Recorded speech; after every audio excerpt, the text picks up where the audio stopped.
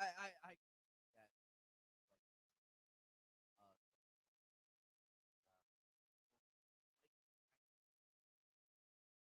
like that I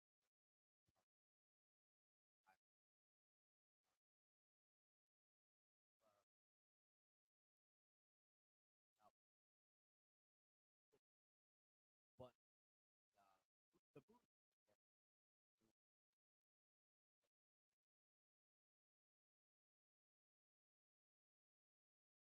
so that's how I do it. Also, Parkman jazz and like more jazz and blues. That would that would be that would slow with the everybody difficult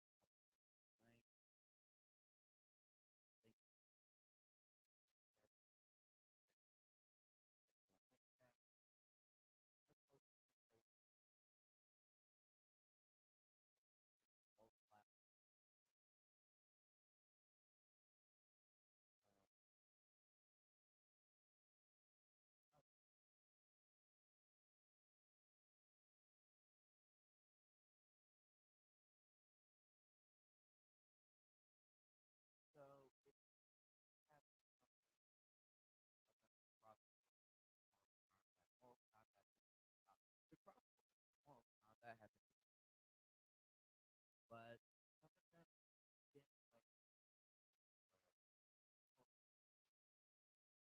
however, Mortal Kombat one feels first based on first well like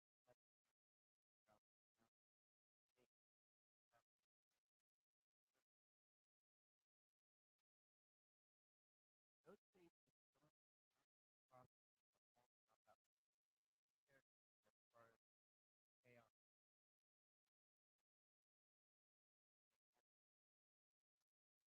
they all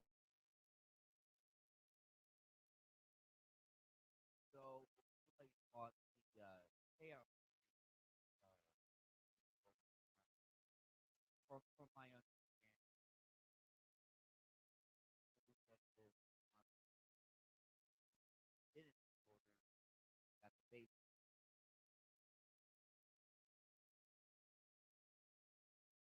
like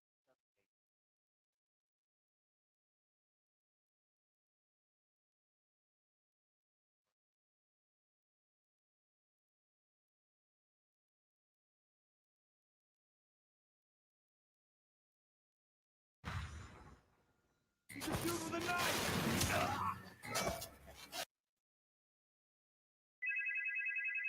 Do you like scary movies?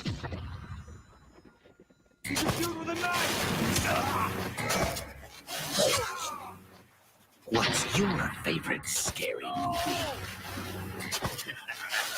What's wrong? Afraid of a little jump scare?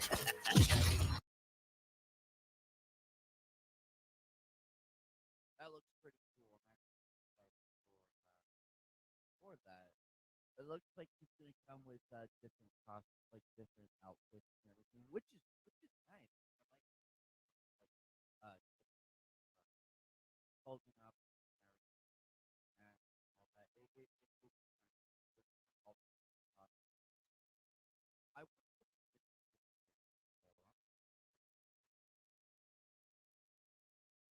because that has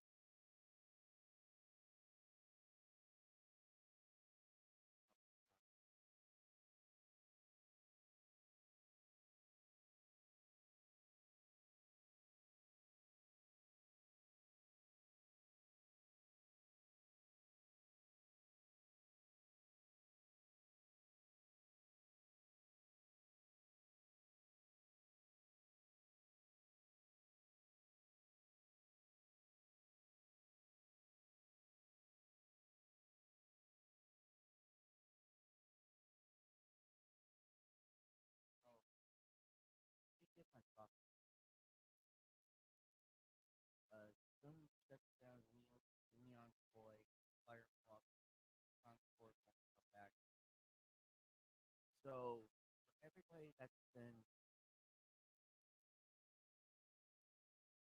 For everybody that's been hang on one second. Am I not coming in clear? Am I not coming in clear? Oh, there we go. Okay.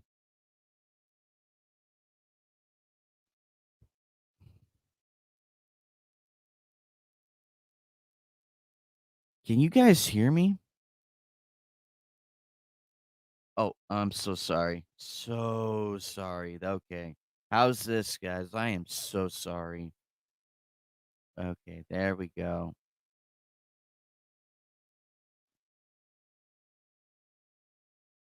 I'll redo the uh I'll redo the other news since people couldn't hear me. So okay, we're good.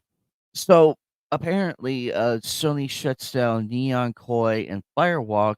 Concord won't come back free to play. So for those who aren't aware, Concord was a game that was heavily pushed by by these people by the publishers and everything. They were trying to compete against like the sci-fi genre and all that. But unfortunately, what happened was they focused way too heavily like on gender politics and everything, which is in the game. This is all confirmed and everything. We're not making this stuff up. It's all there. And and it kind of broke the lore a little bit with like no, it didn't break lore. I'm so sorry. I'm gonna recant that one. Not many people liked it because it was dull and boring and everything, which to their credit, and I have played it and I didn't like it. I did not like it one bit. So it bombed at with a $400 million loss. That is a lot of money. Just remember, if you think your life sucks, at least you weren't part of developing this game and losing out $400 million.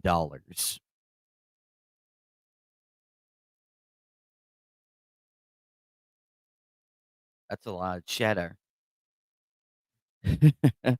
So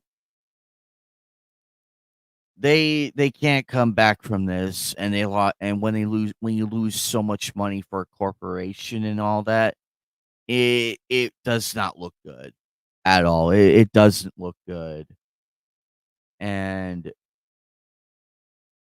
it's so sad, honestly. This is just another example of companies not liking money.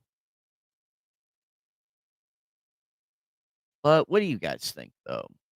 Do you think this was the right move? Because think about it.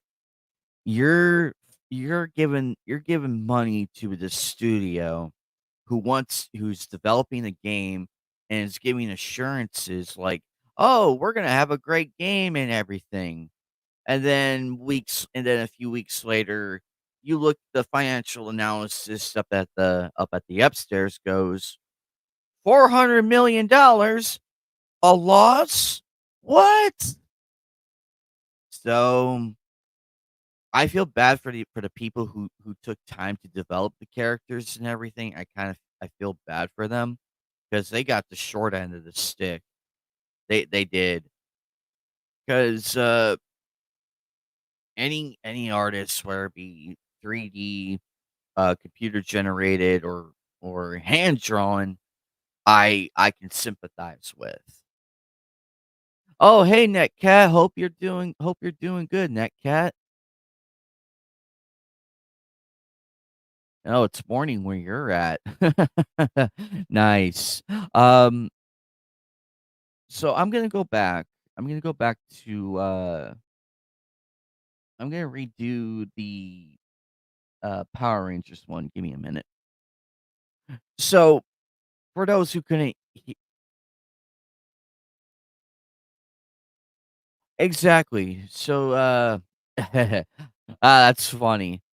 So for those who couldn't hear me, uh Mighty Morphin Power Rangers Rita's Rewind launches in December.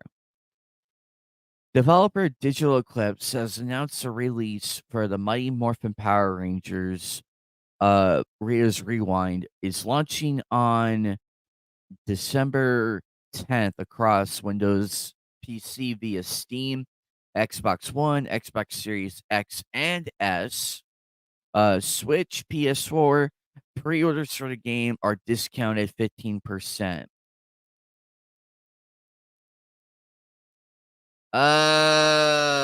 Let's see. Dustborn is complete crap. Concord, complete crap. OG Halo is where it's at. Because nothing could touch the OG Halo. Some could, like they could rival it and everything, but I've played Halo and everything. Believe me, I played Halo. Funnest game series on the Xbox. I will agree with everybody on that one. But I feel like nothing will ever come close. Like, of all the Halo games to have come out, they don't touch the original 3. Some have tried, and I could safely say that some of the spinoffs were pretty good, others kind of fell flat. Um Oh, that's mean. So, so here's the thing. So here's the deal. Uh, they brought out the Green Ranger. They brought out the Green Ranger. He's right there in in the dead center. They got Rita. They got the original Zords. They got Zoldar, Putties, and various other characters. Um, I was explaining earlier. So basically, here's the features: classic '90s look and feel with hand drawn pixel art. Fan favorite enemies pulled from different seasons of the hit TV show. Events and episodes that players remember from the show have been remixed. Action packed 2D brawler gameplay with arcade style shooting and driving sequences. Pilot of the original dinosaurs, jump into the cockpit of the legendary Megazord and take down gigantic bosses. Offline and online support up to 5 players, and lots more. So this is really cool and everything, but what worries me is are they gonna play this very carefully or suffer a catastrophic open like the classic Battlefront series did with, like, crashing servers and everything. That's the one thing that kinda worries me about this. However, I'm willing to give this a benefit of a doubt. Up to 5 players, that's actually pretty cool. I would love to play this game with you guys. And last I looked, December 10th falls on a Tuesday. So I might be able to do, I might be able to do, a stream with that, like I could probably do a stream here and there with this game. Probably get a few buddies, and we might pull off, like, a game stream or something. I'll figure all that out later on as time progresses.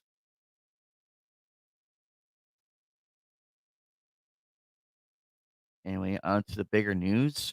So, I'm just recapping, like, the news I went over for anybody who's wondering, and for those who kinda missed it. But I earlier I mentioned here's why the UN is so stupid. UN committee criticizes Japanese media may incite violence against women and girls. Most likely. I mean, Phil likes to it's up our alley in terms of retro and everything. It's up our alley. He might like it. He might like it. But I leave it to him though. It's his choice. I'm not gonna sit here and force Phil to play all the game or not, because I respect Phil. I respect him, and I wouldn't force him to play if he doesn't want to. It's his channel. He can do what he wants. So, anyway, the United Nations Committee on the Elimination of Discrimination Against Women, the CEDAW, has reportedly expressed concerns about Japanese media and the speculated impact it could have on gender and sex based violence. According to the free speech advocate and politician Yamada Taro, the Japanese Cabinet Office Gender Equality Bureau and the Ministry of Foreign Affairs confirmed the contents of their meeting with the CEDAW. However, nothing further was said about the current state of Japanese media. The Japanese government has been thankfully slow to respond to external pressure when it comes to censorship of Japanese media, although the same cannot be said for its corporations. But for the time being, free speech remains enshrined in Japanese law with few exceptions. Hey, I was just talking about you, Phil. I was just talking about you. All good things.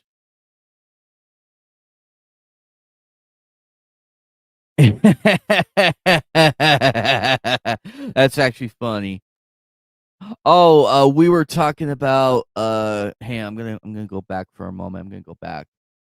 We were talking about I just got done talking about the Mighty Morphin Power Rangers Rita's Rewind uh game that's coming out on December 10th.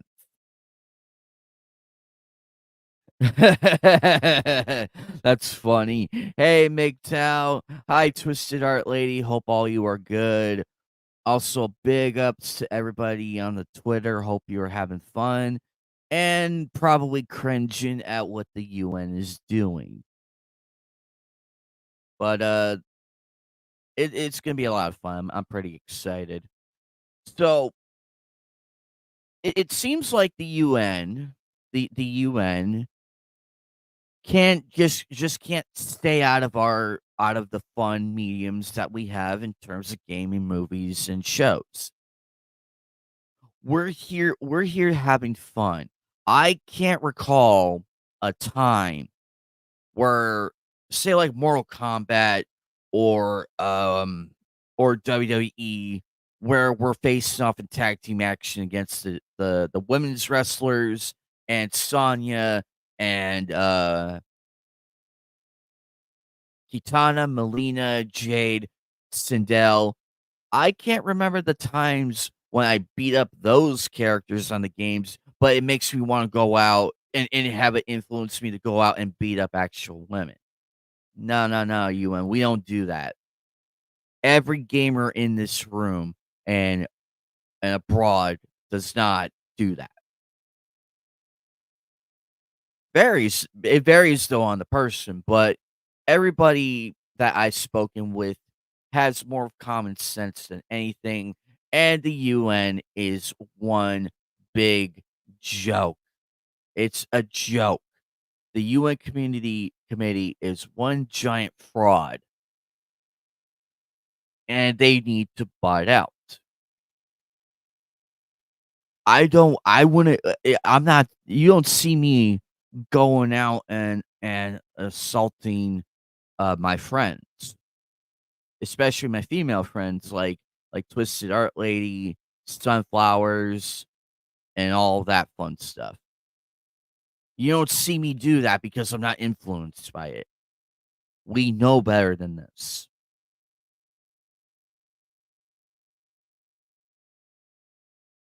Anyway, what do you guys think though of the UN's bumbling? They just can't help themselves. They have to butt in. Like they have that urge to just butt in and tell us fans what we can and can't do and tell all these corporations, oh, violence against women. Oh, what if the gamers suddenly get the idea of going and causing violence? Yeah, right. people people do, but like I said though, people do react differently. However, a smart person would just look at this and be like, would look at the UN like, UN, you're stupid. I know for a fact, MGTOW can attest to this. Big Angry Phil can attest to this, because we're gamers in our own right. Everybody is a gamer. Let me ask this: has anybody in this room, in this on this channel, on this stream, have any, and especially the Twitter audience, have you ever had the urge to go out and cause violence against women and girls for watching and because you watched anime or played any of the fighting games? Hey, Vegas J. But and also I ask you guys as well. Have you ever had that urge? The one time, have you ever had the urge like, "Oh, if I could do this, I'm gonna go and do this." That's not how it works. They think we're 7 years old and everything, and we don't know any better, like we're violent individuals. We're only violent if our life is in danger. Exactly my point. Exactly my point. The UN thinks we're stupid. See? Twisted Art Lady agrees. I bet you a majority of you in here agree that you don't have the urge to do this. And we can also agree that the UN is mildly is a is an ass backward buffoon with no morals or intellect. And they wonder why they're the biggest joke to everybody all over the world. They wonder sometimes. They just wonder. And once I'm gonna pull that down for a minute. Oh, I agree. And it's been debunked many times that video games causes school shootings. It's been debunked many times by top people.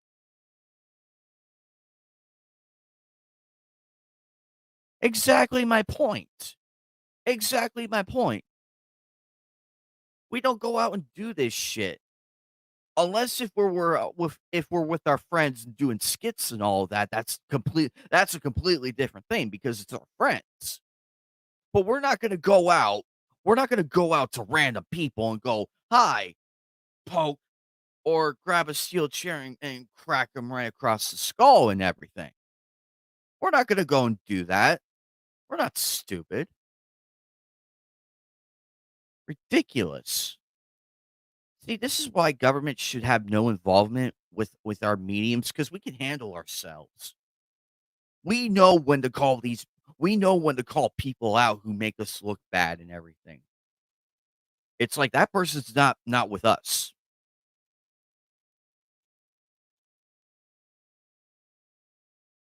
Well, yeah, that's very true. I mean, DOA did have the volleyball version of that, and that was a really nice one. Heck, I was interested. I was watching too. My friend was playing that one. I'm just sitting here like, duh. So, with that being said, let's get into some more news. I'm just recapping a little bit, and then we're gonna get into some more news of what I covered so far.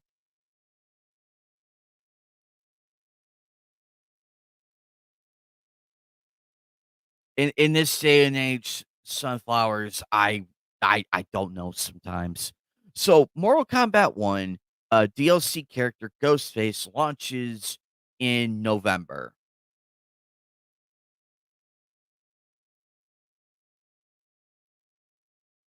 Well,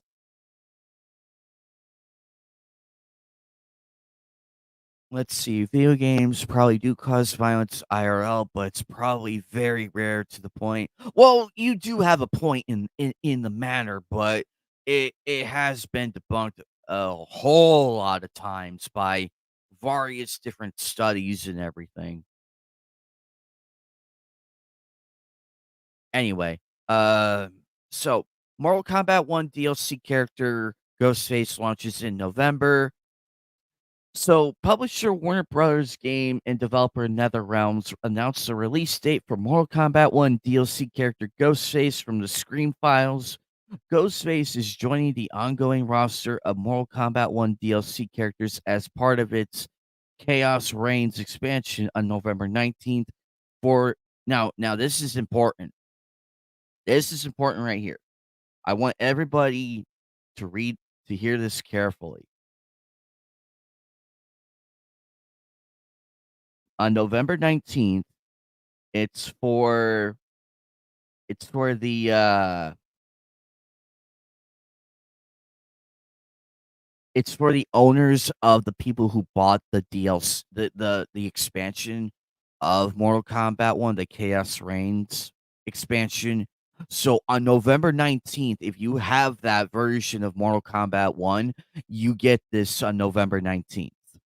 And then for people who didn't, who pre-ordered the, standard edition, this is gonna come out for all of us on the 26th, so a 7-day difference.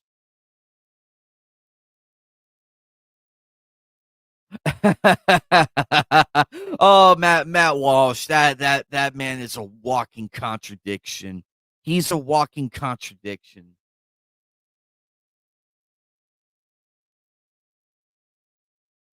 Oh, no, I'm not discrediting, I'm not ignoring the mental the mental, problems people have, like violence, PTSD, and all that. I'm not ignoring those people, I'm not. I'm just saying on a natural level, like I mentioned, people react differently.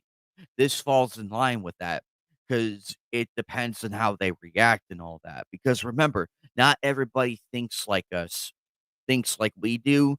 People think differently and they react differently. So it varies on the factor of how one reacts to it.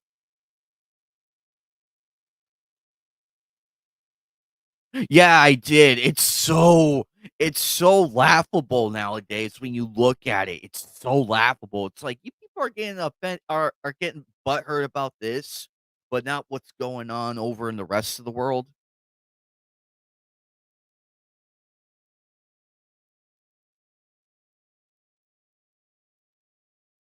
Well, that's the point. We play video games to escape the realities of our world for 2 to 24 hours a day, depending on the person. However, it the factors in that are very, very minuscule. It just depends. It greatly depends on what the factor can be.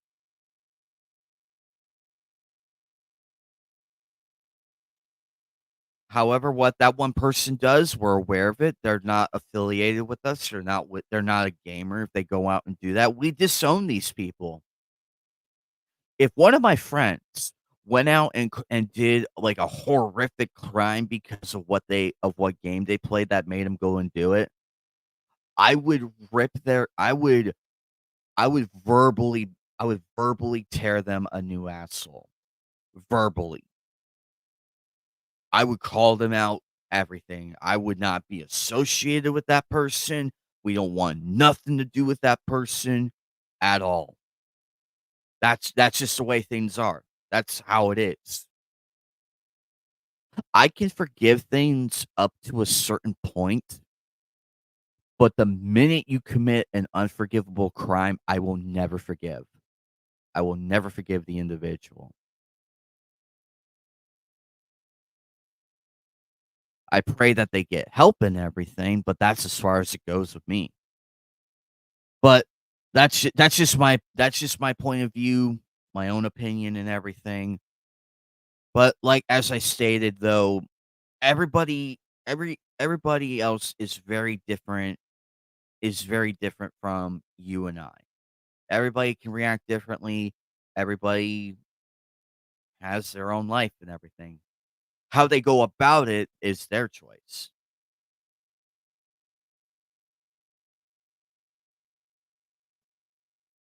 Oh, I agree. I agree.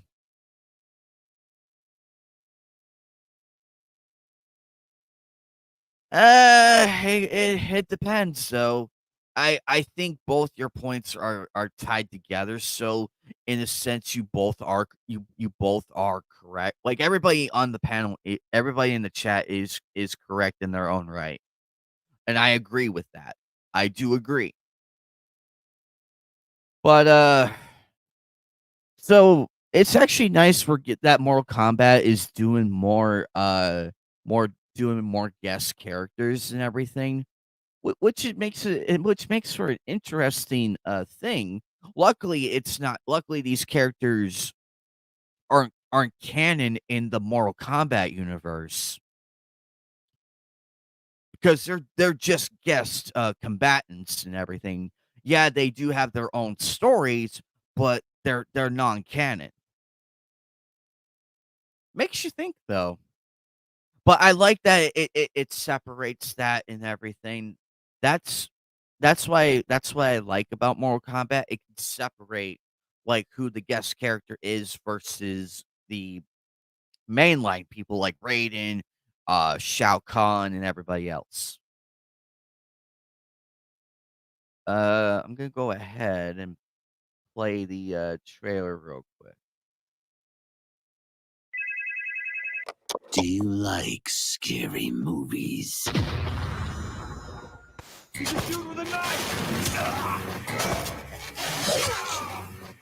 What's your favorite scary movie? What's wrong? Afraid of a little jump? Oh, that is actually exciting. That's actually exciting. I like how the ghost face has different, like, masks and everything. It's interesting what customization you can bring to the table. So, I'm gonna pull this down for a moment. What else do we got going on in the world right now? I already talked about that one.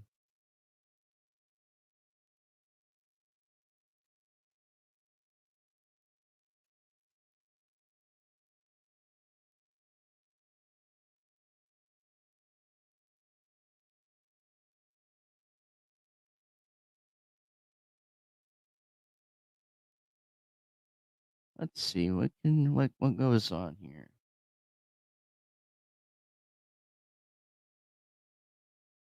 Alrighty. Oh yeah, I agree.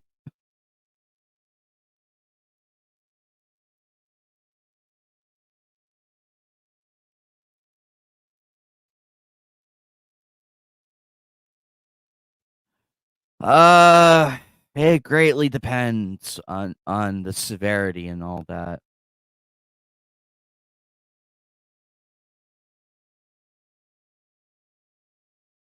You ain't wrong on that one, Bacon. You're not wrong.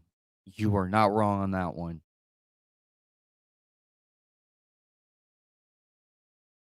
Uh, you're correct in that matter too, Kermit. You're correct in the matter as well.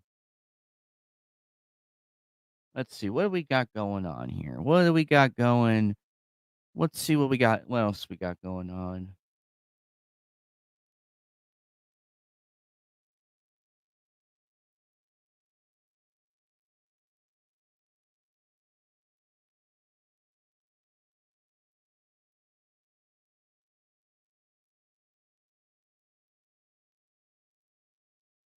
So it seems like here we go.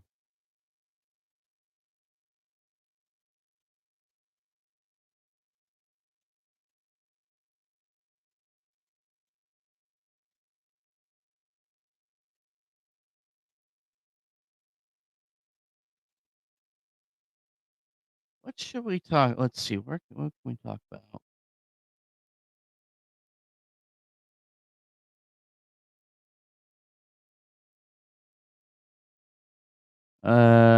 It's the 30th. So what should we talk about? Here, let's see.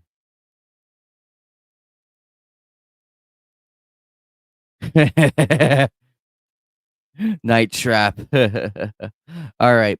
Following poor reception of Dragon Age: The Veilguard, BioWare EP attempts to assure fans that the next Mass Effect will maintain the mature tone of the original trilogy.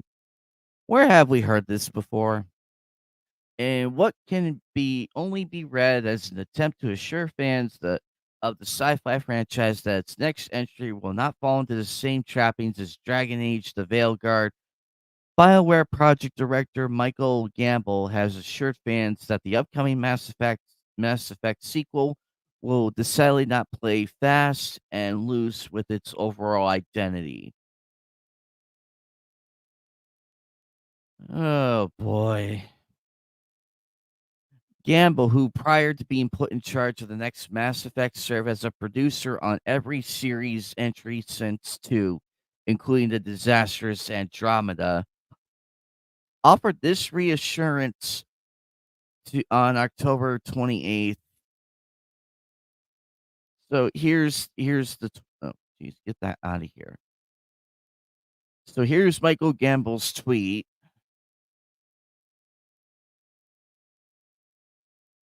Lots of people asking me about Mass Effect now that Veilguard reviews are out and October 31st is close.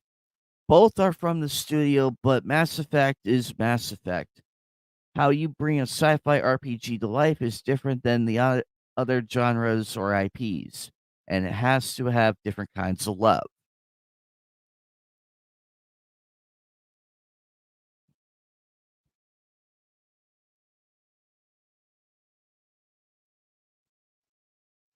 Finding his initial post met with a plea of please don't Pixar Mass Effect like you guys did with Dragon Age.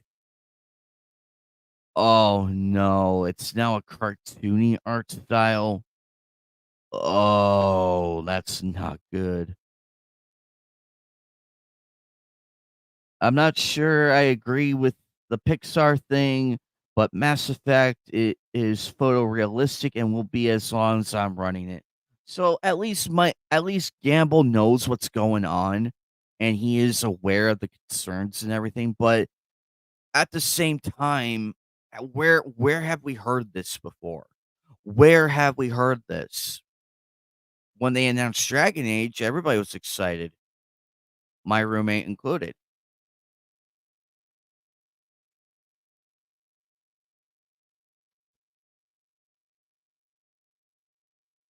I wish you luck on your project, Kermit the Frog.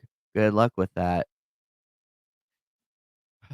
Sunflowers, you haven't been around the block like me, Phil, and everybody else.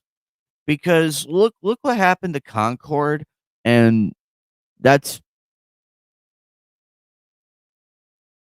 exactly Bill Big Angry Phil backs up my point exactly. Everybody in here would say why that is. All of us would say it.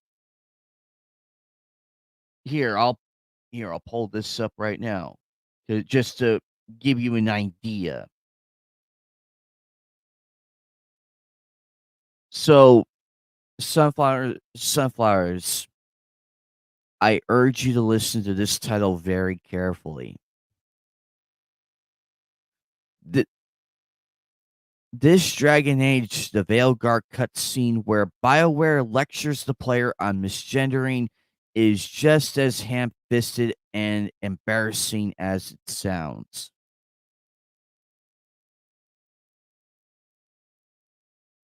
Doesn't that sound a bit familiar? Like what we're seeing right now with all the crazy people going after us and all that?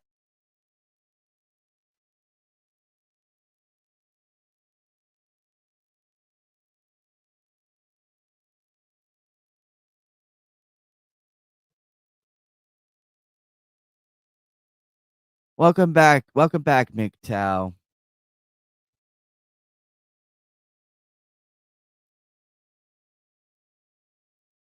I mean, look at the character design. What the hell did they do?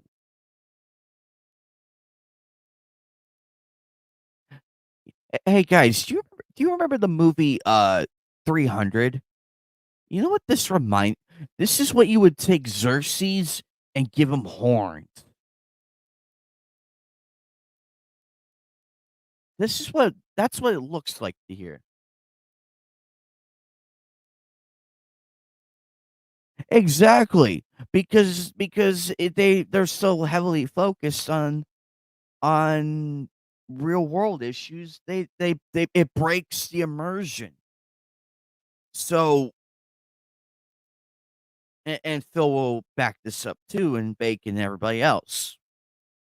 We play video games to go into the world, into that world, where it be Rayman, Mario, uh, Yoshi Island, Metroid, Tomb Raider, Star Fox, Donkey Kong Country.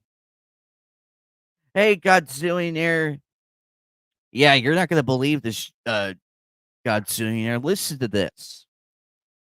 This Dragon Age the Veilguard cutscene where BioWare lectures the player on misgendering is just as ham-fisted and embarrassing as it sounds.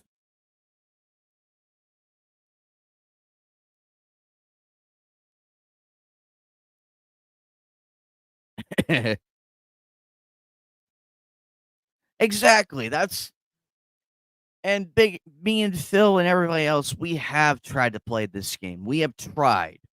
We have tried to we have tried at least to give it a chance, but Concord crashed and burned into a $400 million hole, and now keep in mind, we waited keep in mind, we waited 10 years for this game. All the Dragon Age all the Dragon Age fans, my roommate included, waited 10 years for this game since Dragon Age Inquisition. I think that was the last. Somebody correct me in chat. That was the last game before this one. I'm trying to remember which one it was.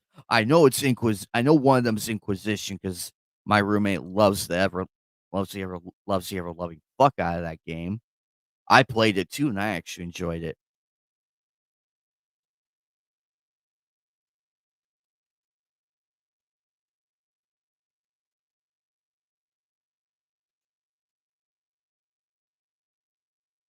So here's what the article says.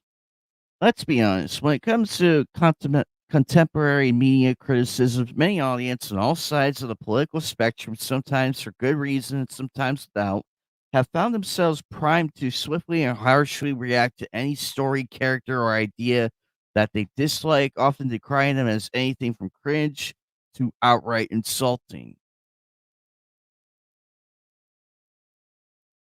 That is correct.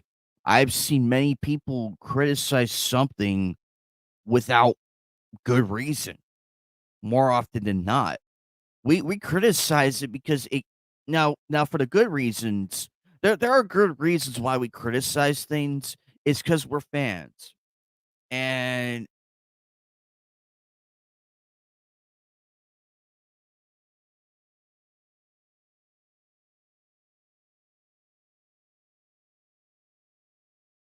exactly. We waited Origins. I completely forgot about Origins. Thank you, Godzillionaire.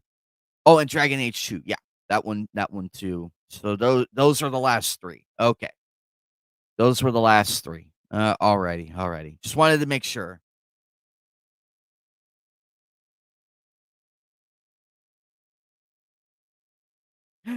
Precisely that right there, Bacon. Precisely that.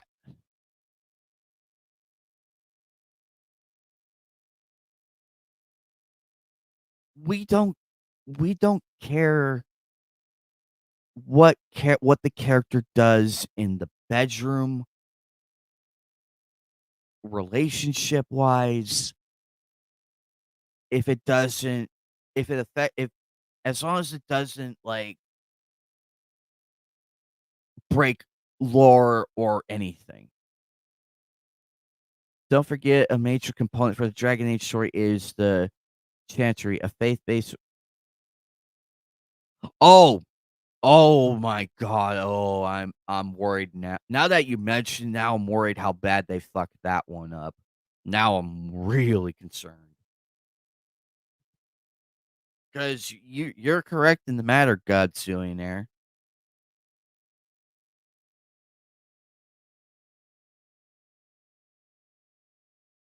And perhaps no other scene in the Veil Guard, or at least among those that have been discovered prior to its official release, embodies the game's ham-fisted writing that a scene in which the player character known in-game as the Inquisitor. Oh.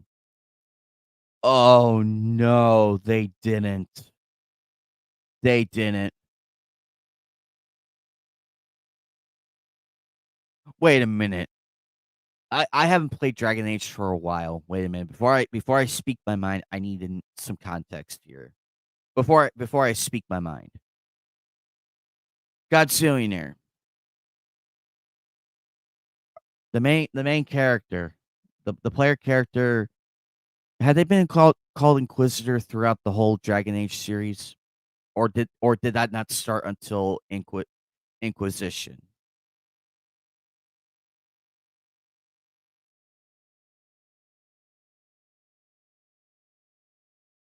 Because I need to know.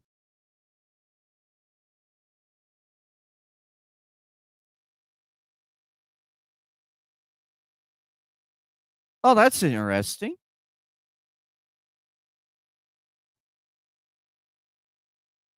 Because I need to know if I had the facts together before I give my opinion. Because I want to make sure that this is correct.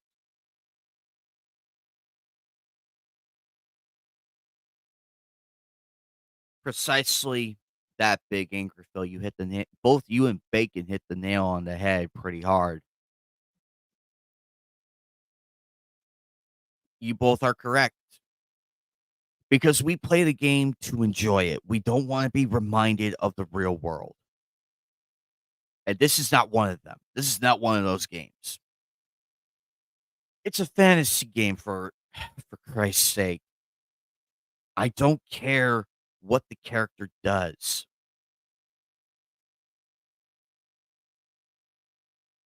We just want the game to be good and stick to what was already established in terms of lore, story, and everything else.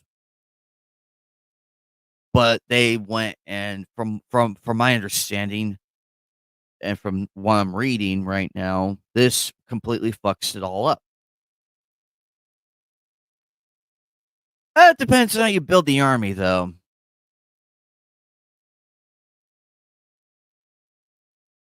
So I'm wondering if the Inquisitor is a pickup from. Oh, this bother me.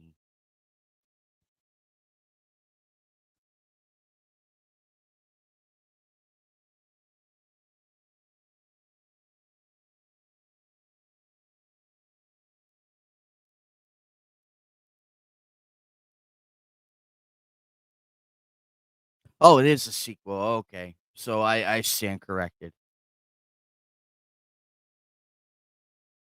Yeah, I agree. I agree on that one, Phil.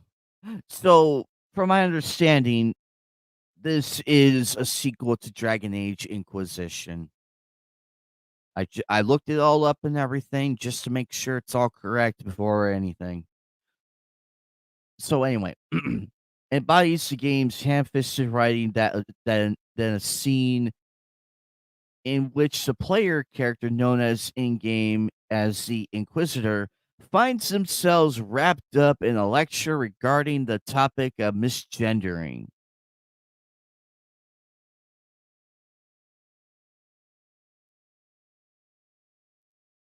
Uh, this is not good. Let's see, what does it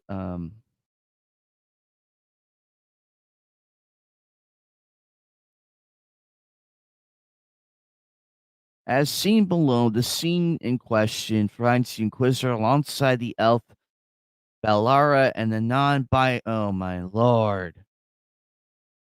See, this is what I mean.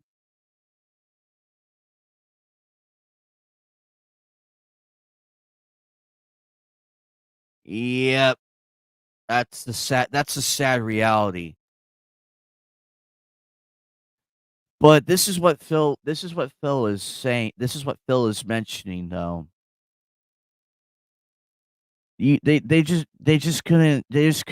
couldn't help themselves. They have to make it known that she's non-binary. That's the annoying part of the whole thing. I don't mind playing as Quinari, Tash, I don't mind, but I don't wanna be constantly reminded that she's non-binary. I don't wanna be reminded of that or anything of the matter, because I lose interest in the character that quickly.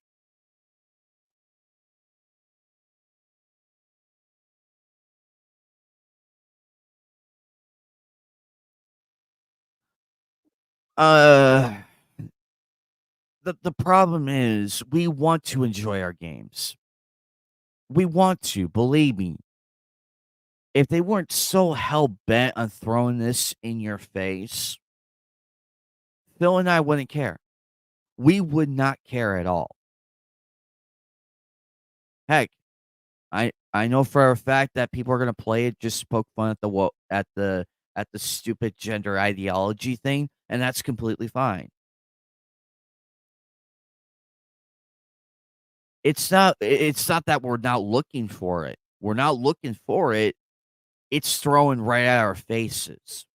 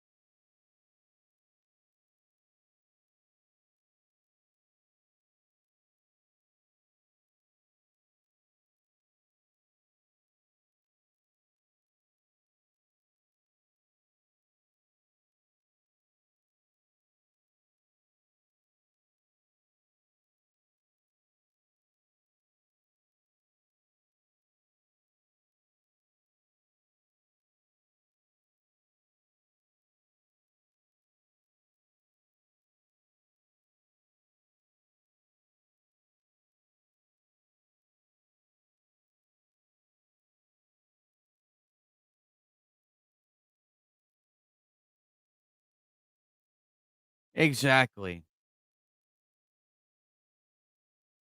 And that too, they do need to remember their audience. So so, uh, here's the thing.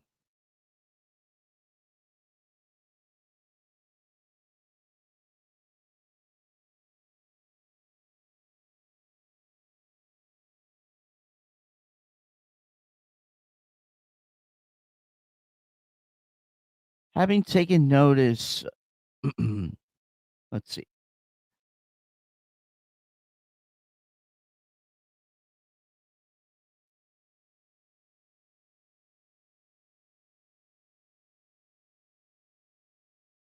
As simple oh boy. Hang on one second.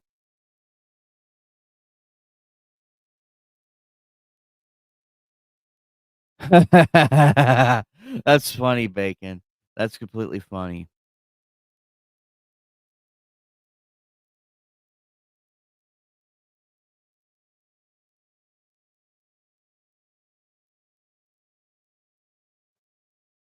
I know where I left off now. Listing on their ally as the pirate queen Isabella regales them with a story about her and Tasha's past adventures.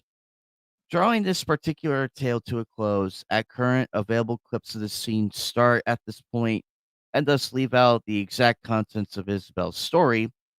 The swashbuckler laughs, and the best part is that while Tosh is pounding that snake's nose, she's still holding the ruby in her other hand.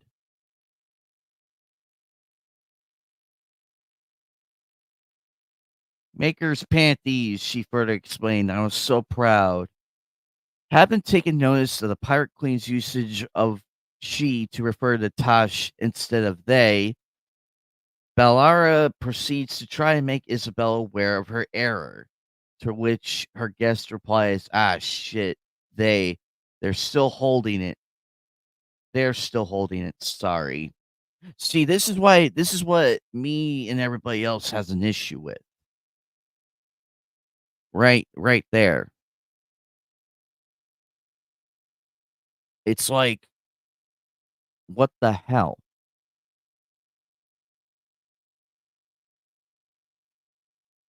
This right here is lore breaking. Everybody knows this. When you go and take something that's established already and break it, it pisses everybody off. We're not and Sunflower, I'm gonna reiterate one more time. We're not looking for hidden meanings in games. We're not looking for that.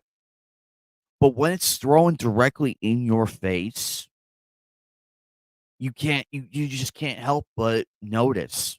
Because that's what breaks immersion. Immersion is very important in the games. In gaming, it's very important. That's why we like Mario and Zelda and everything because we're immersed in that world.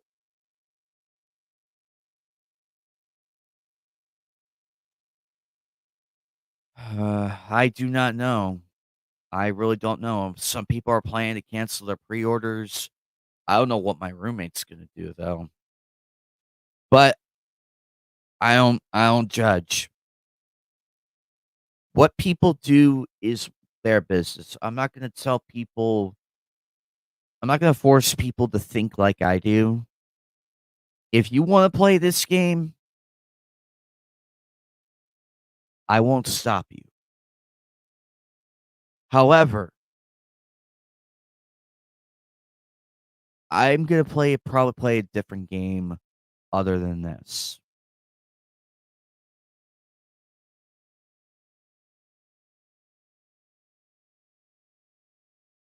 Exactly. Bit Phil is correct. He is very correct in the matter. It's the fucking tourists, the people who ruin everything. They just want to hammer it home why sexuality and gender is so important than the character's backstory and the lore and everything. They're focused on that. We're not. Gamers like me, Phil, Twisted Art Lady, a whole bunch of other people, we love games for the story, the character development, the writing, the style, the mechanics, the controls, X, Y, and Z. We do not care who they're fucking who in bed. Just don't make that the whole basis of the character, like that's the core component of the character. It ruins the whole interest. The minute the minute a character focuses like, "Oh, how dare you misgender me? My pronouns are they them," it kills all interest in the character, and I want nothing to do with that character. My interest in them is gone. No matter how great of a backstory the character has, that one thing ruins it. They're going after an imaginary audience that doesn't buy the games. They're pandering to the activists who are pushing this crap. Ask Phil, ask anybody, ask any gamer, and they will tell you. I want people I want people to think for themselves. But I'm here presenting the news of what's going on as a matter of open discussion, open debate, and all of that. I am not here to silence people and tell them that they are wrong or anything. I don't do that. I'm not badgering my audience saying that they're wrong. I'm just I'm just so tired of watching great lore and everything be broken up over a stupid, pointless agenda. There have been gay characters in the past, and no one bitched about it. Nobody I'll make this example. I made this example many times, but it bears repeating until it's pounded into paste. Nobody gave a shit about Brian's cousin Jasper. We didn't give a fuck he was gay. We didn't give a fuck about that. We didn't care if he had a hot Filipino boyfriend. We didn't care about that. We liked the character because Jasper was funny, had wisecracks, and a completely natural gay person. You could say stereotype, but it's done naturally. And that's the thing that made it so natural and why we accepted it. It was done naturally, organically. That's it. That's all it really is.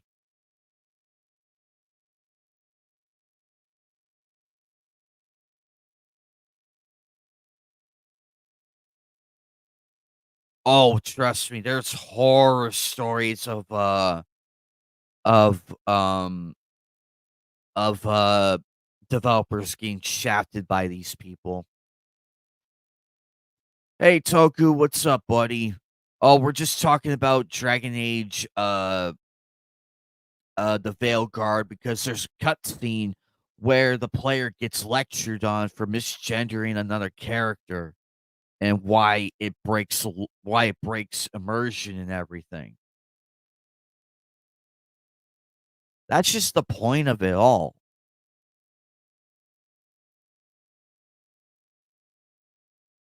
Yes, thank you, Callie. Be sure to check out my channels and everything. I am live almost every day. We had a strong audience tonight. I'm glad everybody's here. I'm happy to see everybody. You all have been awesome. So I'm gonna pull this down for a moment and pull up a different article. I came prepared for this. I came prepared. So in other news, now this one right here, I can sorta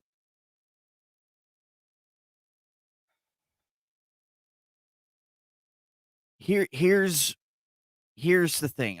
This is one of the things here. I'll read the title. Hand.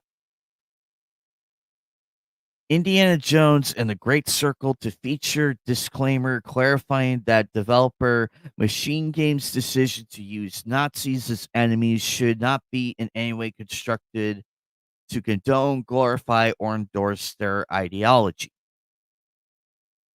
So they're acknowledging the the Nazis and everything from the Indiana Jones series. Completely fine. They were the enemies in Crystal Skull and everything else. That is completely fine. Same thing with World War II. Like Call of Duty World War II, the Nazis were there. World at War, the Nazis were there. They weren't glorifying it or anything or endorsing or condoning it because they're a part of history. And we can't gloss over World War II without talking about them because they are a major part of that. Uh, Callie, Callie, Sunflower, listen carefully. They are there. If you watch the movies, if you have seen the movies, not the new one, I mean the classic ones, they're the prominent they're the prominent villains in that. Heck, even the Fuhrer himself makes an appearance in one of those movies. So I can see why. Exactly. Disclaimer. Oh, I'm sorry, Callie. I'm so sorry. Both of you are typing the text. I'm having trouble keeping up with one and the other. I'm so sorry, Callie. I am so sorry, Callie. I apologize. I do apologize, though, Callie. I am so sorry. Sunflower, I also apologize. So yes, but I this is a great but even though disclaimers are full of crap and everything. Oh, hey, DJ Ronnie Jean, what's up, buddy? So the re I get the disclaimer here. Normally, the disclaimers that we have seen are full of crap and everything, but here though, I don't know what do you guys make of this? I mean, as much as I don't like disclaimers and everything, aside from like the aside from the health one and everything, because epilepsy is a very dangerous thing and it is very fatal. Those are fine. But here though, wait a minute. Now that I think about it, I know why they did this. Because of what's going on right now in the political world, what they're doing to what they're saying about Trump and everything. I think this is part of that reason. But I give credit to Machine Games though for sticking to continuity, like keeping the Nazis as enemies in the games as it should be. That's completely fine with me. I don't mind that because it is part of it is part of the franchise and everything. It's part of that, but it's no way in shape or form condoning it or glorifying. They're the bad guys. What do you expect?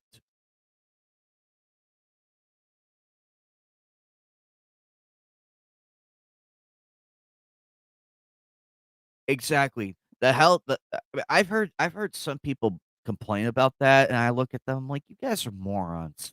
The medical is there for a reason. It's there for a reason, because there are people who do suffer from epilepsy from flashing lights and everything.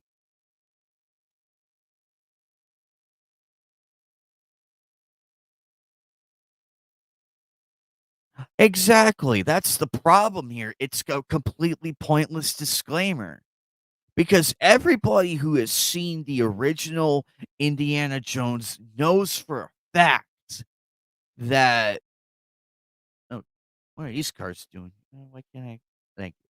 There we go. Sorry about that. Anyway, that took me out of the picture for a minute.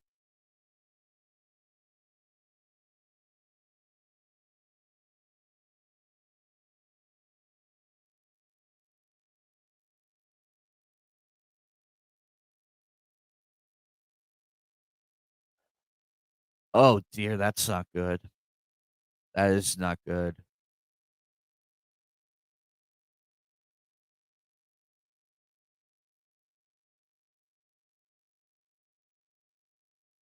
So here's what the article says. For most people, it's understood that when a creator chooses to depict something evil in a piece of fiction, especially when that something is also portrayed in universe as explicitly bad, said creator is not endorsing a given behavior or ideology, but rather using it for narrative purposes, often to draw parallels between their protect their protagonist and opposition. This is correct. This is the correct statement right here. This is how people go about it. They're choosing to depict these people, and that's completely fine as long as they know for that because they're not endorsing either ideology or given behavior. That's like if I created a game where now keep in mind this is fiction and all that. If I created a game where say like the Vikings go to war with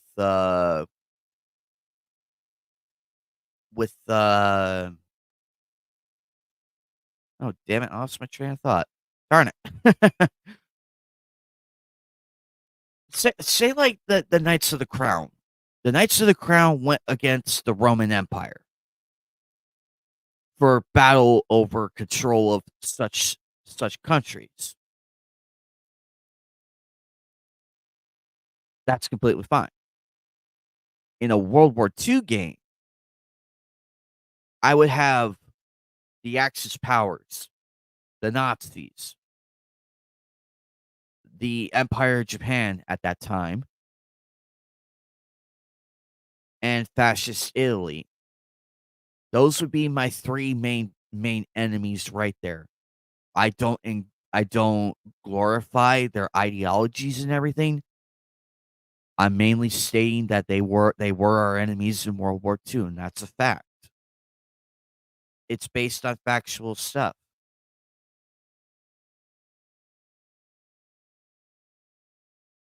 It's just the people, they're infiltrators and everything. They just don't know what the hell they're doing, and they just wanna ruin it for everybody else.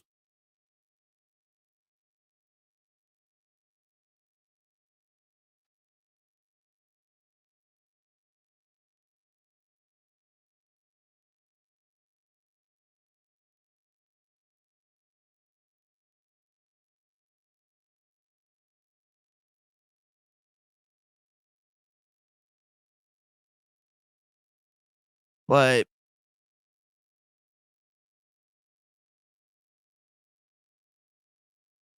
so here's the situation. However, the same apparently does not ring true for the video game industry's modern audience. See, this is the problem right here. This is the problem.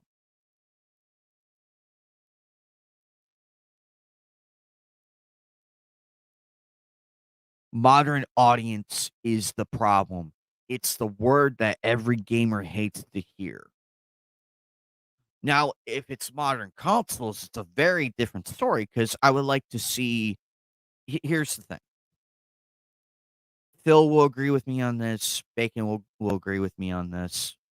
When it says for modern consoles, we don't bitch about that because we like seeing our beloved classics get like the proper graphical upgrades and everything. When we hear the word modern audiences, that sends a chill down our spines. It's like, oh great, how bad are they gonna fuck it up? That's the example that I mentioned earlier with Dragon Age and many other games. Because they're focused on an audience that does not care about gaming at all. They're ignoring the core audience, us.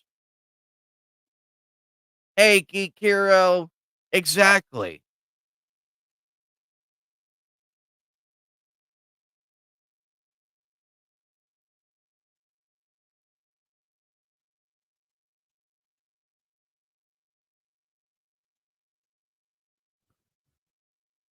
And therein like but yeah, every time we hear the word modern audience with a beloved franchise, we know how bad it's gonna get. We know, like we just sit there go, "Oh, great." Because we don't mind, like, new characters and everything, we don't mind it. Like I stated earlier with how I talked about, character development and all of that. We don't mind that. But sometimes these idiots, they take established characters.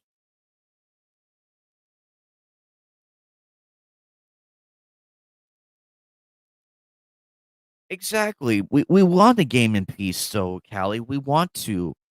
But the fact of the matter is when they go and throw it in our faces, it's very hard to do. It's very hard to enjoy a game when that's going on. It's not it's not a left-right issue. It's a battle between those who love the established lore and the source material versus those who just care about a gender ideology and agenda. That's what it mainly is. Say, like, I made a fantastic game with beloved characters, both male and female, and it sells millions of records. It sells millions of copies.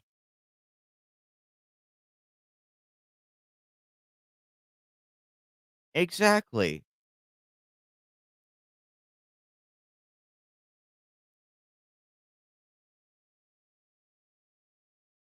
Precisely that. That's what we've had for 30 for almost 40 years.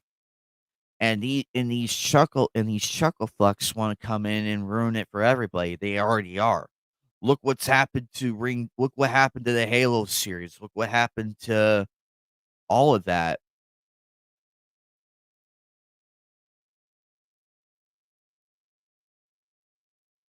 Yep, that's where it started. That's where it started, and now it's here. The problem is, say, like, I make anyway, back to my thing. Say, like, I make a game and everything, and I go and focus on a different project. That person who's gonna come in says and looks at the source material and all that, they'll be like, "This story is trash. Where's the gay character? Where's the lesbian character? Where's the trans character? This is a crappy love story." They just toss that and the whole thing in the garbage and make new characters that are completely unrecognizable and destroys everything that the established source material had. That's the main issue.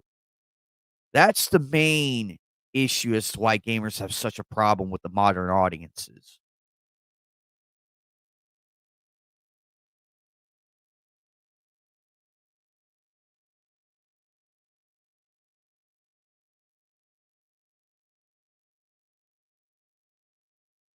In a sense, you are not wrong. In a sense, you're not wrong. These people can't make a story. They can't make a new story, Sunflower. They can't. Ask ask anybody that's played Dustborn, they'll tell you. Phil played it. He played it merely to poke fun at the wokeness and everything. Here, I'll go find it. I'll bring up Phil's comment because he actually made a very great point.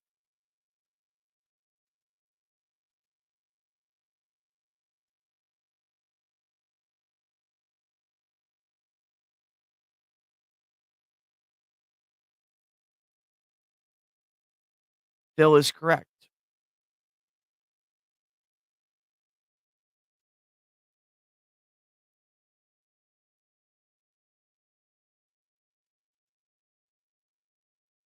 Precisely that.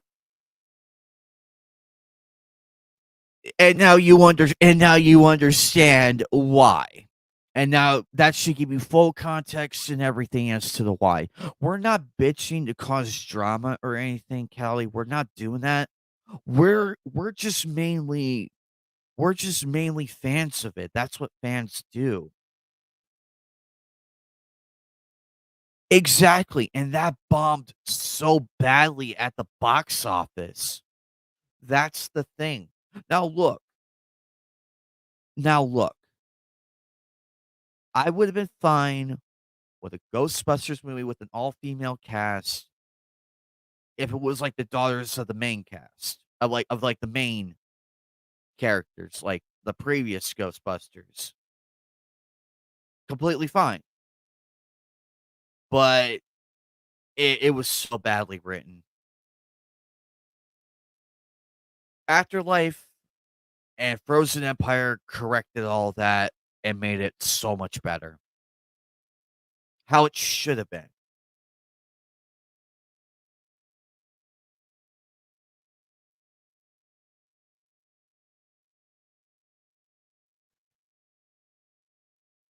So, as many games before it, Indiana Jones and a Great Circle will feature a very performative disclaimer assuring players that despite developer Machine Games' decision to pit the iconic archaeologists against the historical Nazi regime, the studio themselves do not endorse it in any way, shape, or form.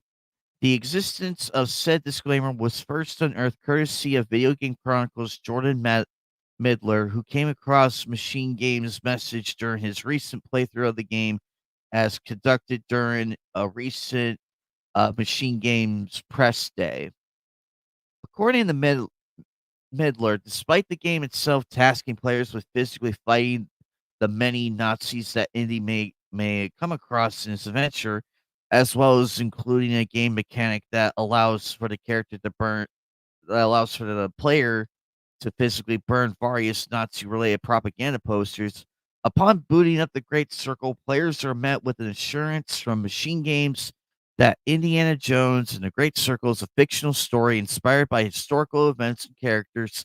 Names, characters, organizations, locations, and events are either imaginary or depicted in a fictionalized manner not intended to disrespect any historical or cultural beliefs.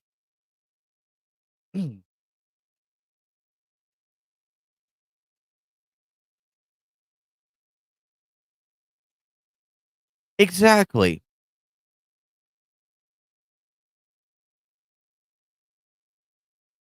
Exactly. Now you guys are getting it.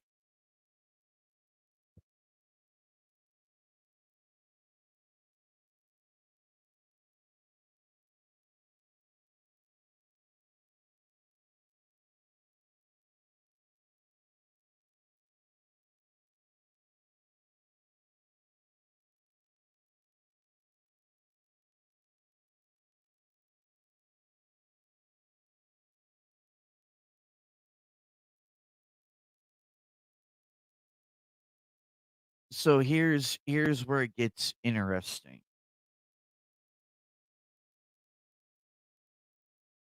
You're not wrong. You're not wrong, Callie. You are not wrong. So here's the rest of it. While Machine Game's message is particularly egregious due to it only being included because some players are unable to separate fiction from reality, as noted above, it is far from the first such content disclaimer to be included in a contemporary video game title. From Destroy All Humans 2 Reprobe, warning players that the game's original sex change side quest has been included without any edits, to the Tomb Raider 1 through 3 collection apologizing for the series' harmful impact, to Ubisoft apologizing for how some characters and cultural references contain stereotypes. And Beyond Good and Evil, the 20th anniversary edition, the current era of video games has gone to great but ultimately unnecessary lengths to keep themselves in the good gracious of social political watchdogs. This right here, this right here backs everything up and why we are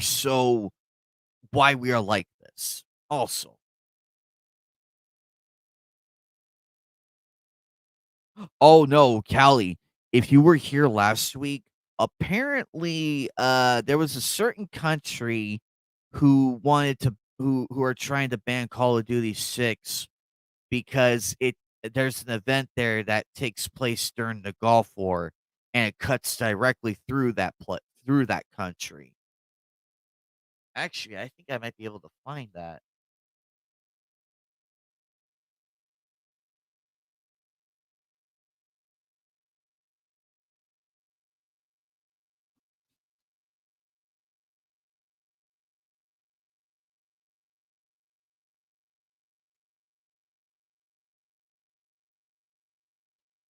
And the inclusion of this is so embarrassing. And this game's coming out December 9th. Why now? Ugh.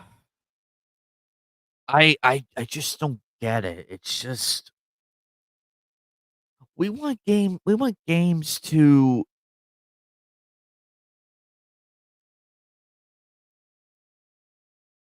we just want to have fun. When did it become a crime to be a fun gamer and everything? When did it become a crime?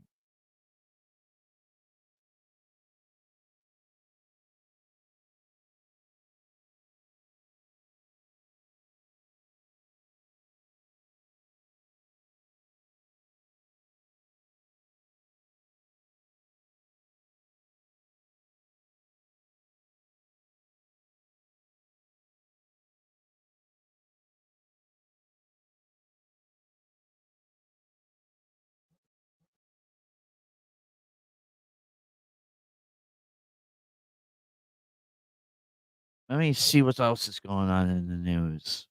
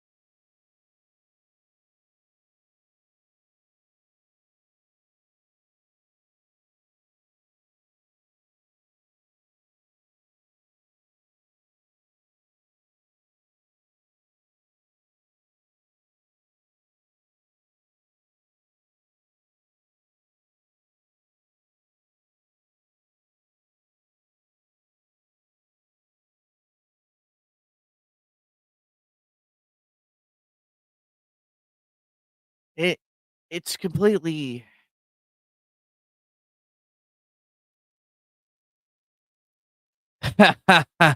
Oh, I agree.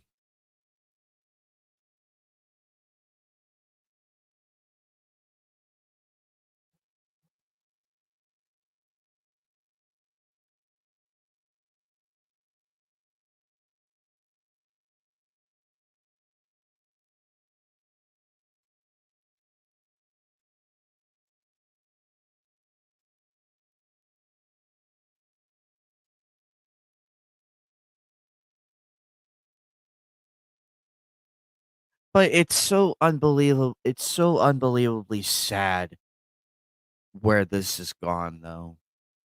It's all over, and look at all what's going on and everything. You can look, and it would just tell you what they are planning.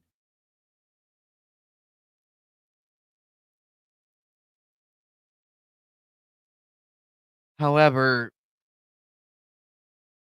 it's just so sad, honestly. It's completely sad.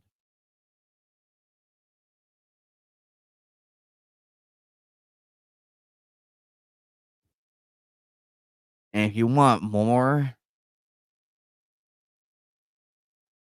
here's a statement from Ubisoft from a claim from the CEO over the biggest controversial. It this one game, how they went about this whole thing, it's no wonder Ubisoft is such a joke. They even pissed off the Japanese government, and that's what happens.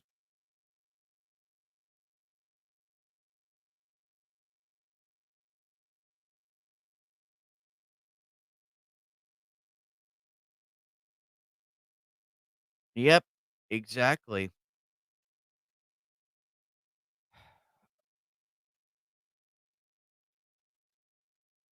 The answer is simple. Fun create fun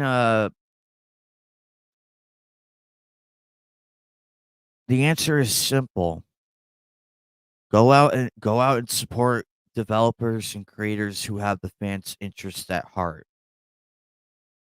But that's entirely up to everybody here. If you want to play Dustborn and everything, knock yourselves out. I will not stop you. But we're just mainly stating why I'm just mainly stating why gamers don't like the woke ideology and all of that. I am not here I am not here parroting everybody else. What you hear here is based on my own opinion, on my own experiences. I don't have a script. I don't have talking points from all even though I'm friends with with these people, including the chat and everything, the opinions here that are expressed are completely my own. No one is giving me a script to read off. No one's giving me talking points to read off. None of that trash. What you hear from me is my own opinion.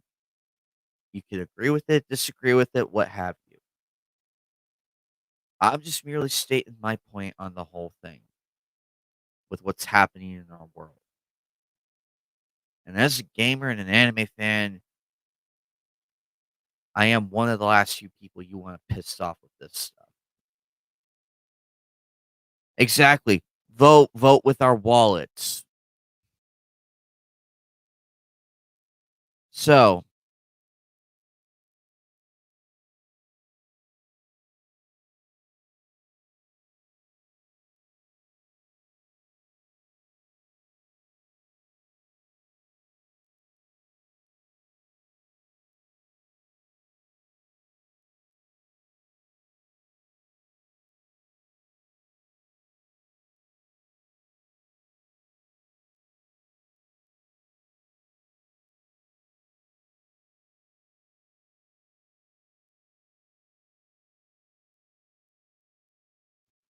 so apparently the Ubisoft. No, no, we mean like go take your wallet and go buy a game that you think would be fun to play and everything. That has that has everything that you want in a game like excitement, replayability, um, all kinds. That's what we mean by vote with your wallet. That's what we mean by that. But I'm not here to tell people what to do and everything. I'm just here giving facts and all of that. I'm not perfect. I will admit that. To the 23 people watching on Twitter, what's up? Hope you're good. And also, I want you, the audience, and my friends, I just want you guys to think for yourselves. That's all I'm asking of you. Just think for yourself with the facts that are presented to you from all of this. You don't have to agree with me.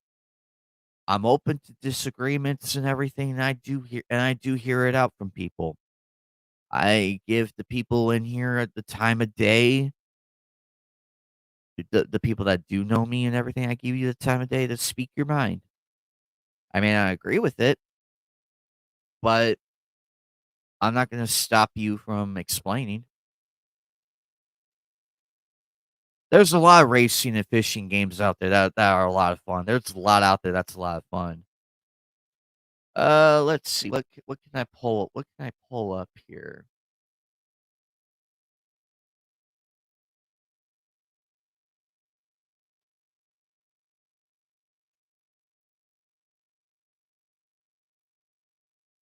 Oh, here's a here. How many people? I know people know of League of Legends, but how many in here have actually played the game?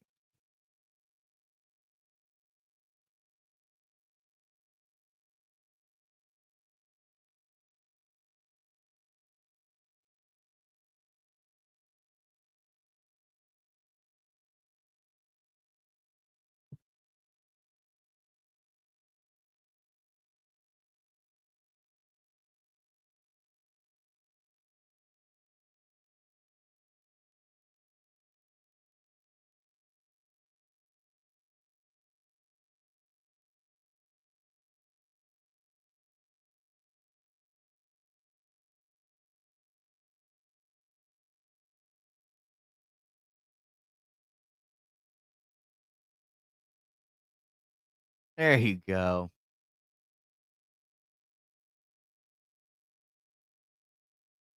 Hang on, let me pull this down real quick. I'm gonna dive into more other related news.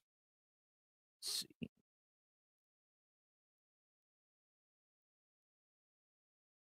Oh,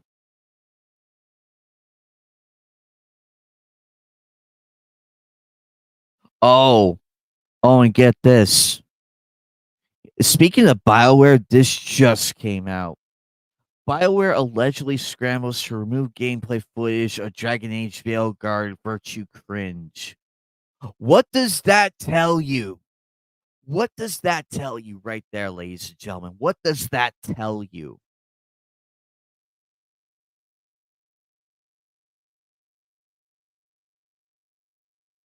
No, you're good. You're good, Callie. You're good. You're completely fine.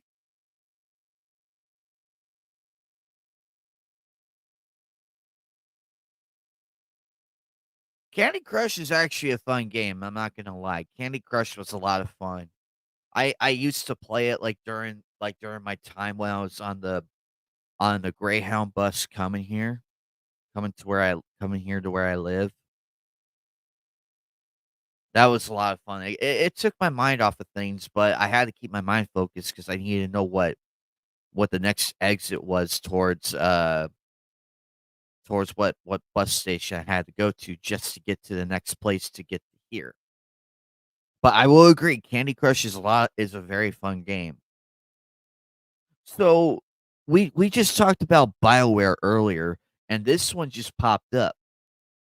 So I'll read the title again for those who didn't hear it. BioWare allegedly scrambles to remove gameplay footage of Dragon Age Veilguard Virtue Cringe. The joke writes itself, people. The joke writes itself.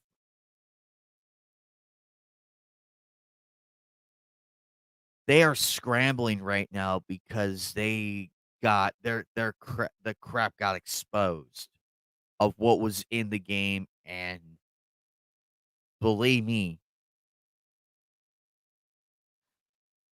and this is desperation by BioWare because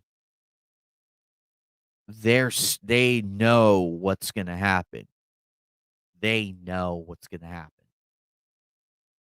Look at the gameplay sales. When that comes out tomorrow, it's their sales are gonna plummet big time. Their sales are gonna plummet so unbelievably bad.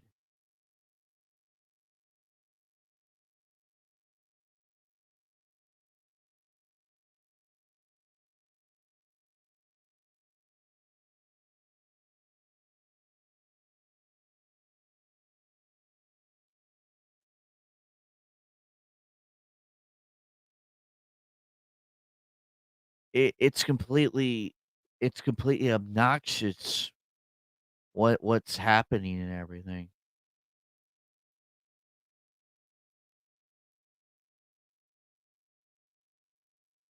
If you really look at it though,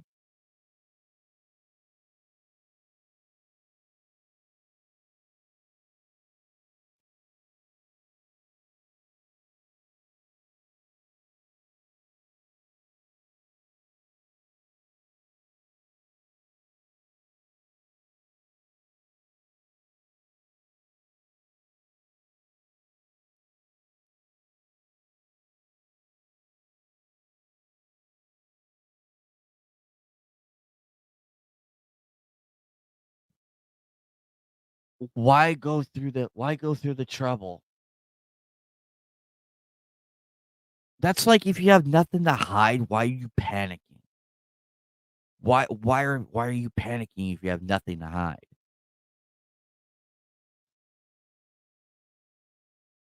They wanted to keep this secret. That's the answer. They wanted to keep the oopsie. What the heck was that? There we go. Sorry about that. They're panicking because their whole thing got exposed. They are very upset right now.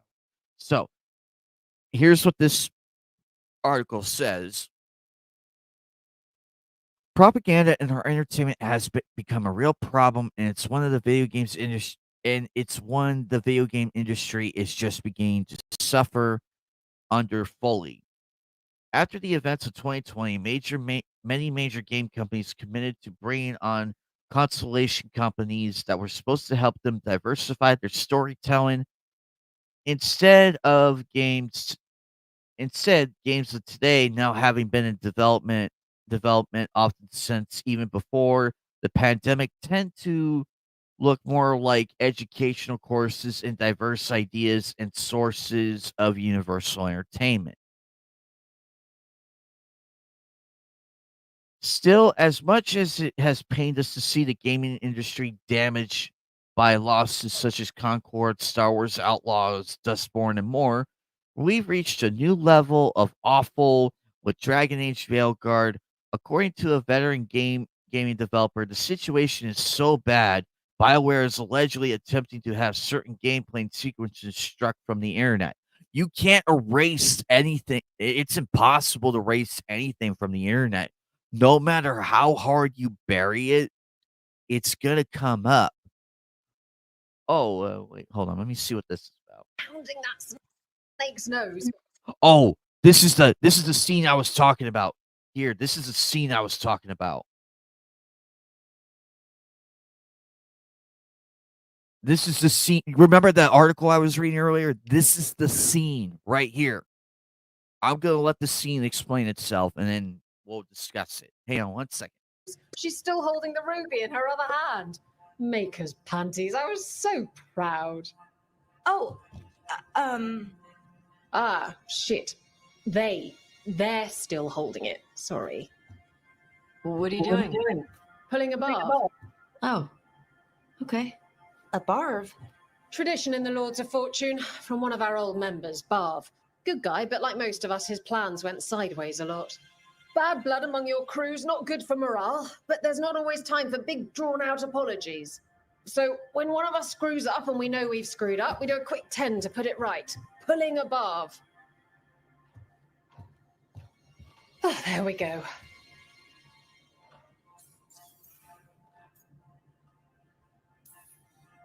I'm glad the Lords of Fortune have Tarsh's back. Oh, Tarsh isn't the first non-binary member of the Lords. Really? It was a little before your time, but Horlicks was one of ours. Huh.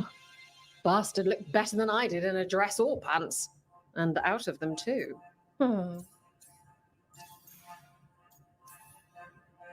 Any reason you can't just apologise?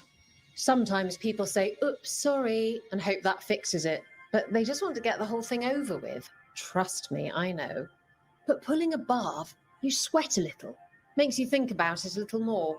Shows the other person you mean it. What if they mean it when they say they're sorry, though? And that's the other reason.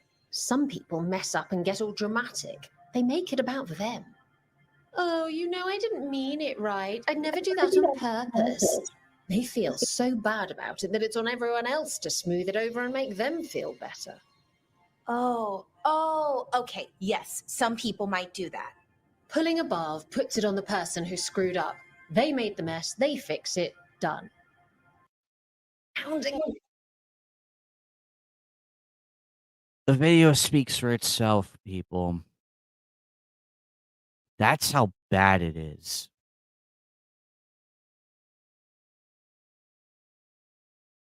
Uh-oh, I think I crashed the entire chat. Oh, no, the video crashed the whole chat. But that's the point, though.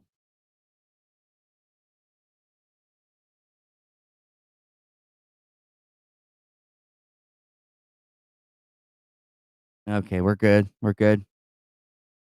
Okay, everybody's still here. Perfect. Perfect.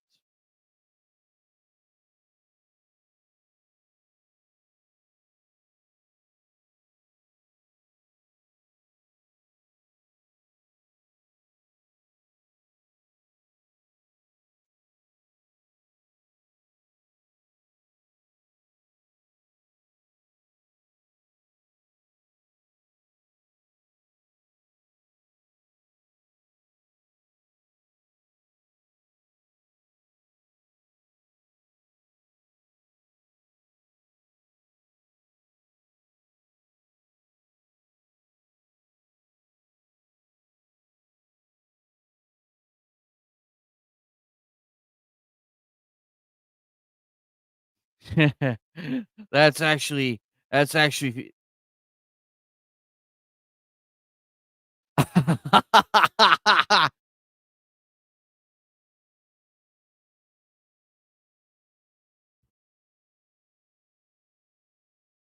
in capture footage, what happened by Grums, I know who he is, who happens to be the project lead on the original World of Warcraft.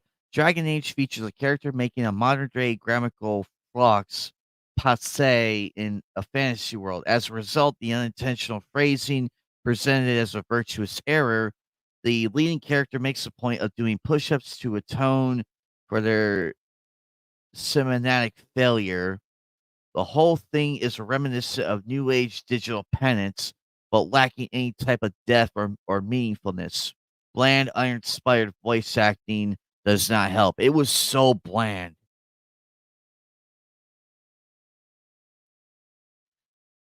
It's just a matter. It's just a matter of because I don't want to be lectured on the whole misgendering thing. It's like, why is that even a thing?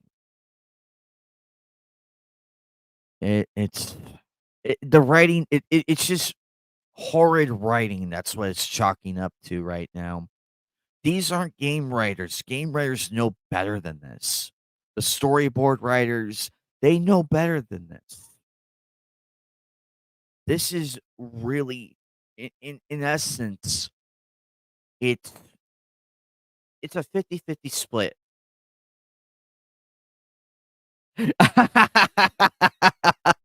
Oh, that's funny, Callie. It's nothing but the truth and my thoughts on the whole thing. It's nothing but that. It's nothing but my own honest opinions. May not agree with it, but what's to stop me from expressing it? But that's the problem though.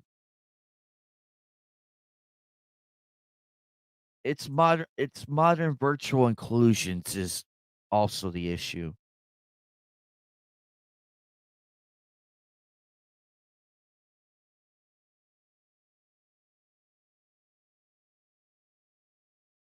Dragon Age Veilguard is one of the many games in a pattern of woeful underperformance as a result of modern virtue inclusions. And unfortunately, it's having a massive impact on the industry that is 13 times the size of the film industry. That is true. The gaming industry is larger than the film industry because with gaming, you could do so much with it. Hey, Shiny, what's up, buddy? Glad you're doing good. With vast sums of money on the line for each game, as well as developmental timelines that often take half a decade to complete, we could be looking at another Atari level collapse in gaming as a result of heavy handed storytelling aligned with particularly niche worldviews.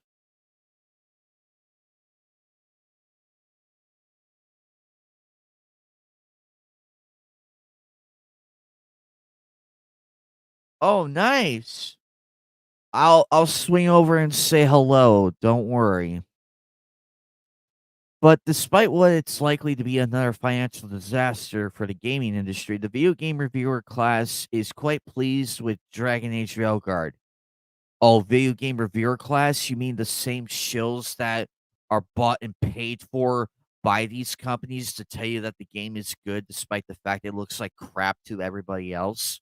These are the same people that gave really bad movies a thumbs up while the audience trashed it. Look at like everything else. These are not our friends. If you want honest game reviewers, look to the people who aren't bought and paid for, who are like-minded like us. Oh, you're streaming too, Callie. Well, I'll be at the SWF with Ike and them, but I am streaming tomorrow at 1 p.m. Uh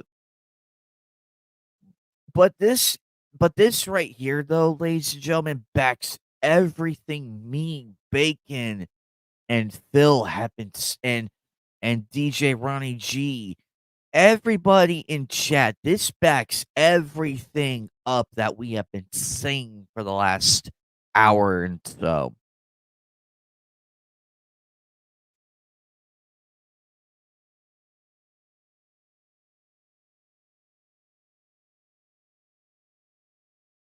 The fact of the matter is we just want a game that's fun and we're all having a good time. Like with Midnight Club 3 and Ace Attorney. We all had a lot of fun with those, right? We all had a great time, and that's what gaming is all about. Having fun. I wish Dragon Age Veilguard would be successful, but unfortunately, when you hire writers who only care about one thing and one thing only, your whole thing is gonna collapse. And we're seeing it right here in 4K. That's the sad reality of all of this. It's the sad reality. But no, we're the evil people because how dare we talk about this? How dare I talk about this? How dare any like-minded gamer with a brain and understanding talk about this? They want us under their thumb, but not that's not the way it goes, honey cake.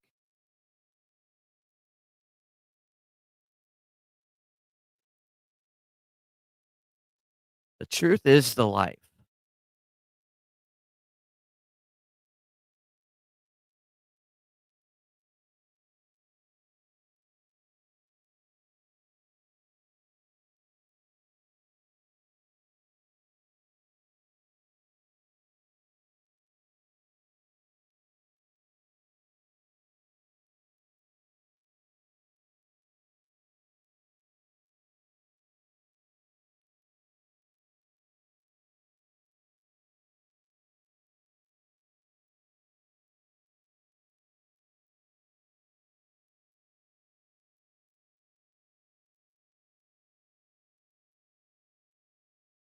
But it it's just it's just the way it goes, unfortunately. Oh, speaking of which, I don't know what is going on, but Venom: The Last Dance has abysmal domestic opening weekend with just a 51 million haul. This is so sad because Venom is I love the Venom movies and everything. I really want to see this one because it looked really interesting. But this hurts though. This really hurts, and it's a fun series. It's Venom having the time of his life with Eddie Brock.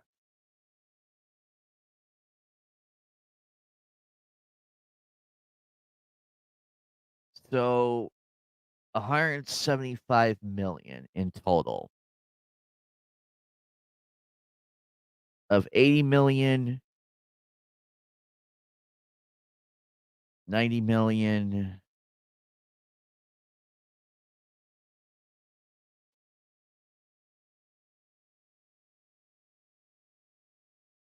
I think it the pro it's not because it's a bad movie or anything, it's not that. It's a good movie from what I heard and people like it. And I like the comic book movies, but after what happened with Marvel's, um, um, Ant-Man and Wasp and everything, I understand the burnout. I understand.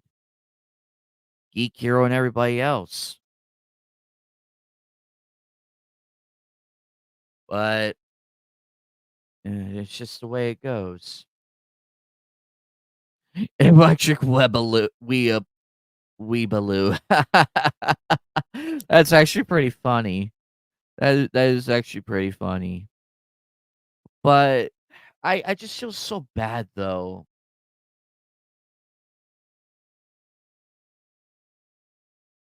Because when you look at it, it just shows that there is a burnout with with m- comic movies and everything. It's so unbelievably sad. Welcome back, Netcat. It's so unbelievably sad, though.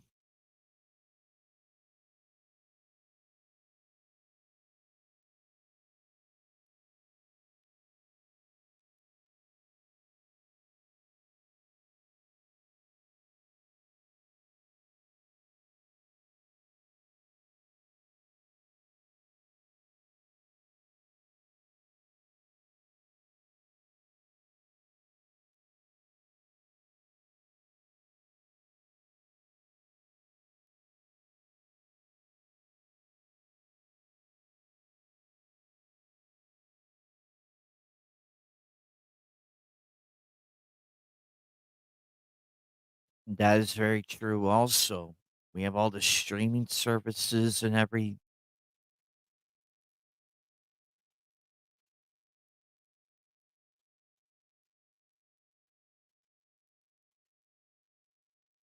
Oh, that's what that was. Okay, never mind. I'm good. I'm good. The truth of the matter is things can go wrong so badly. You could do so much and everything, but at the same token, what but what can you do though?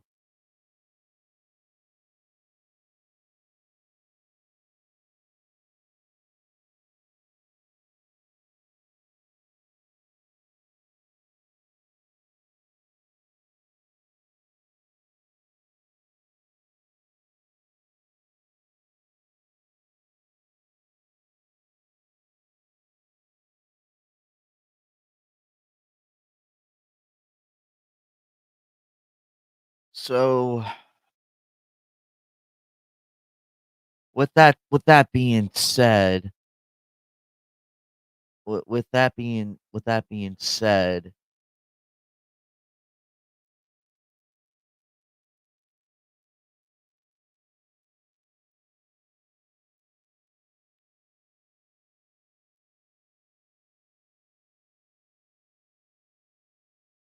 we do have some exciting we do have some exciting news for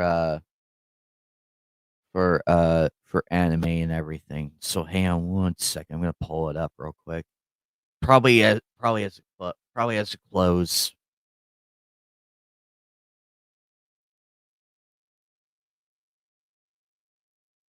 I do not know until they run out of ideas, but that won't be for a long time. But everybody's feeling the burn of it. Everybody's feeling the burn of it, though.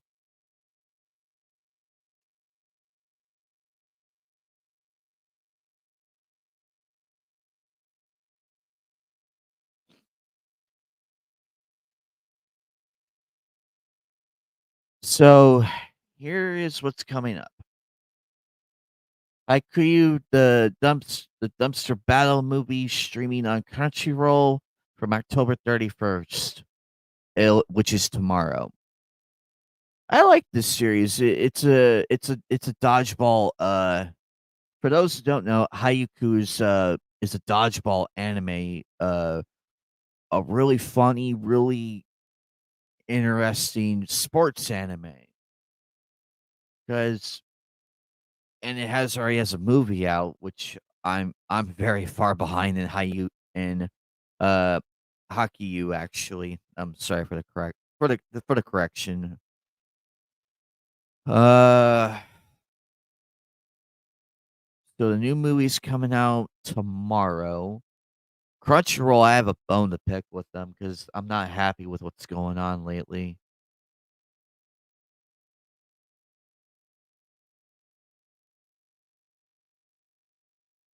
We got we got My Hero Academia. Your next releases on Blu-ray and DVD February 25th. I heard the movie was really, really good.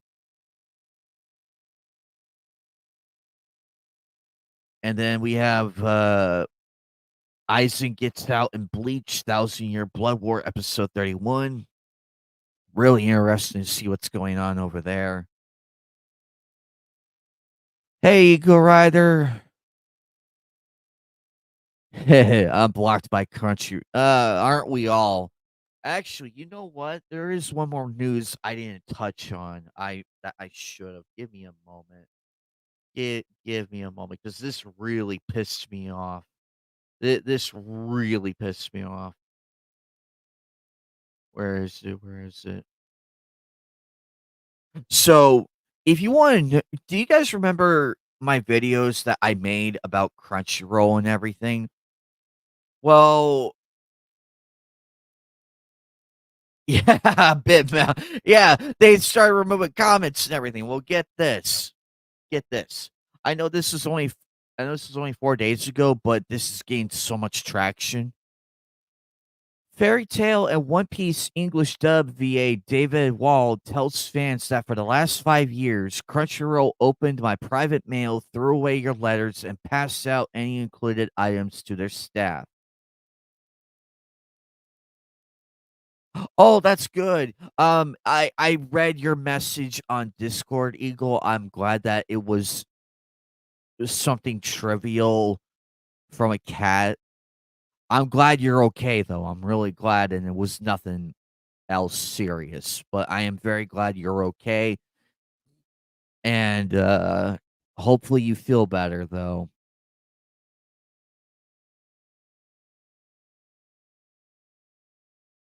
So apparently, Crunchyroll did all this in a development which, if true, now this might be a rumor and all that,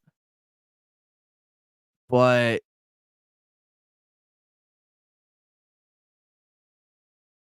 Hannah Ornery has nerve issues. She spams and ticks her whole life. It hit her. Oh, poor Ornery, poor kitty. Guys, can we send some positivity and love to my to my co-host Cat Ornery? Can we send positivity and happy thoughts and all that to her?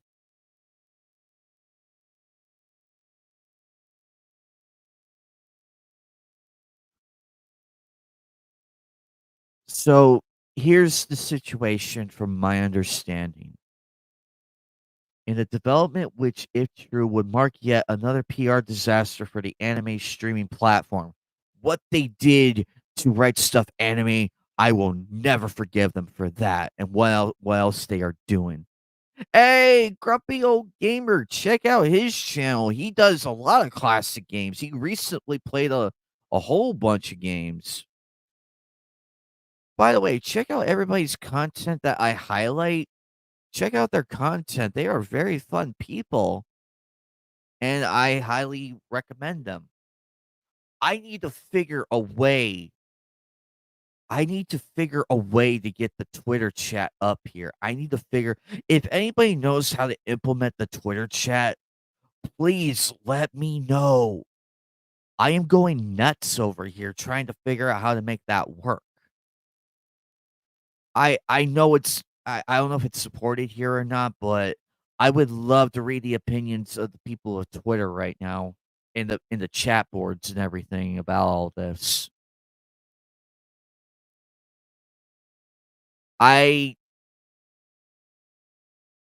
I can't guarantee I'll stay out of trouble because no matter what I do, trouble finds me. Trouble finds me in more ways than one, so I can't promise that. I cannot promise that whatsoever. Holy crap, we have 39 people watching. Shout out shout out to everybody on X. I'm sorry, everybody on Twitter and also on here on YouTube. You guys are we're killing it tonight in the views. We're killing it tonight. There's the link to Grumpy Gamer's channel. Um come over to YouTube and everything and we'll talk. Wald, who readers may recognize as the English language voice of Gel Red Fox in the fairy tale series, both Polly and the villainous Baron Tamago in One Piece, and Tetsu in My Hero Academia, put forth his claim on October 25th via a post he made to his personal Twitter. This one hurt real bad when I read this, and if true, Crunchyroll is just Crunchyroll uh further proves itself why it's the enemy of the anime fans. There's my co-host channel right there. Dear friends, if you sent me anything care of Funimation or Crunchyroll in the last 5 years, I apologize. I didn't get it. I learned yesterday that Crunchyroll opened my private mail, threw away your letters, and passed out any included items to their staff. Haha. There's Big Anger Phil's channel. Go and check him out too. And of course, Netcat's channel. Everybody's getting their channels out there. Go support. I'll leave them up and everything. Here's Big Angry Phil's, Eagle Riders, Grumpy Old Gamer, Netcat's channel, whole everybody in here, wonderful content creators.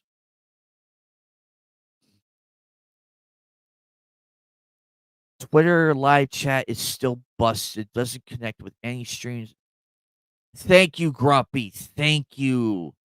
So it's just not working in the current present right now.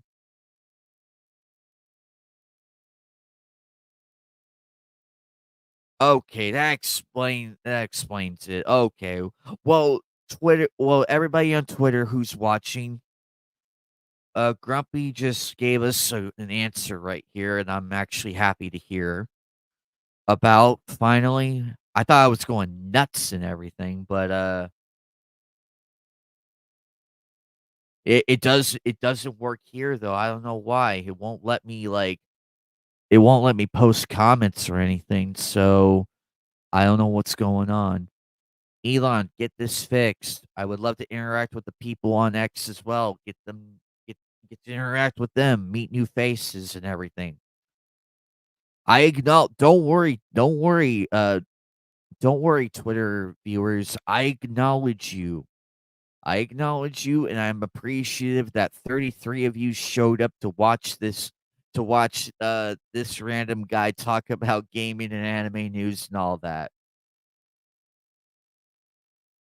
That's the problem.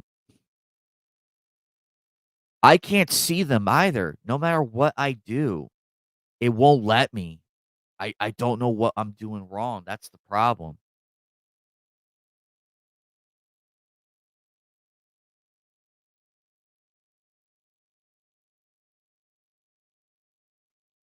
Hey, Sarah Outlaw. No, I can't see them. I can't for the life of me.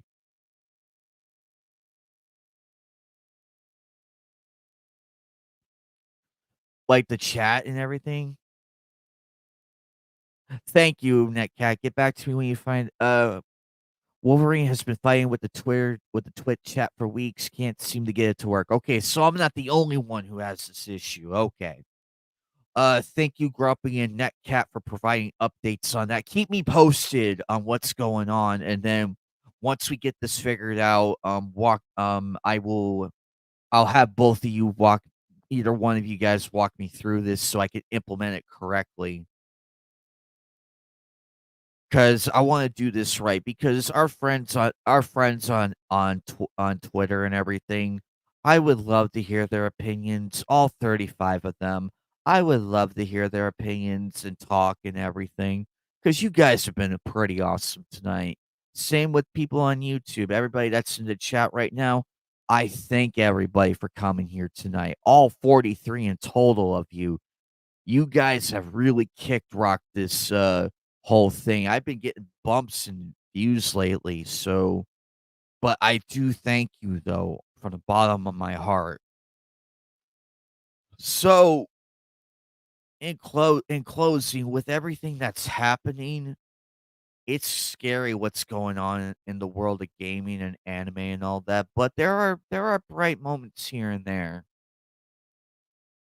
It's ridiculous what Crunchyroll has done, and they are the enemy of anime fans and why they are so hated and why why I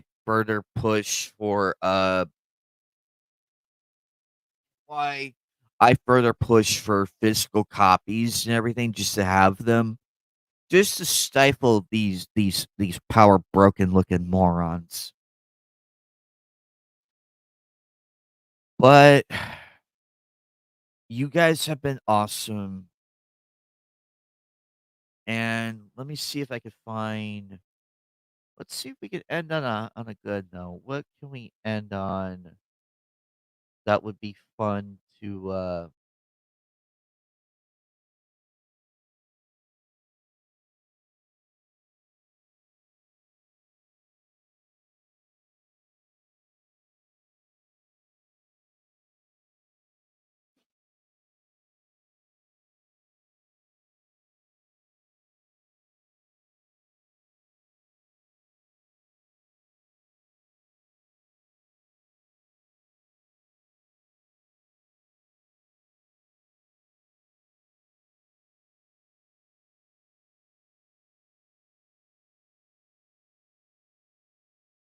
but what do you guys think? It's good that we're able to have discussions like this, and I love doing this. I love doing Nightcasts. It's a lot of fun. You guys get to hear the full opinions and everything. I love Knights of the Anime Table and everything. I'm proud to be one of the founding members of all that, and and everything. This has been a lot of fun.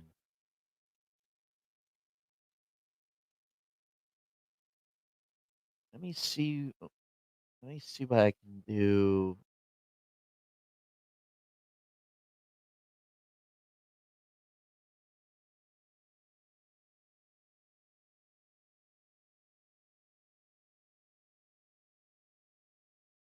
Actually, there is an anime that caught my attention. Let me see if I can find it.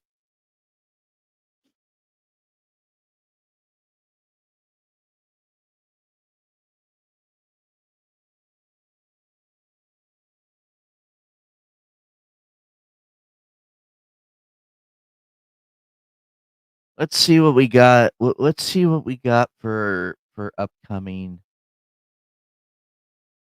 Let's see what we got for upcoming anime. What do we got here?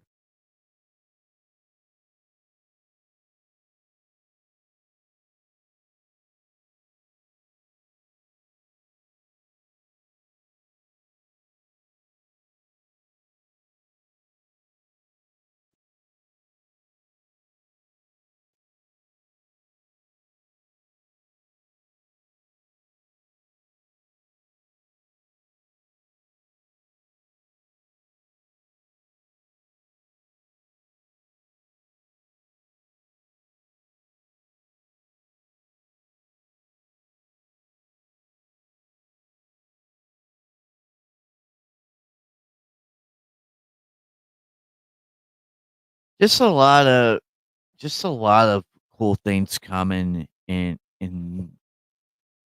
anime and all that. I do wonder what we're gonna see.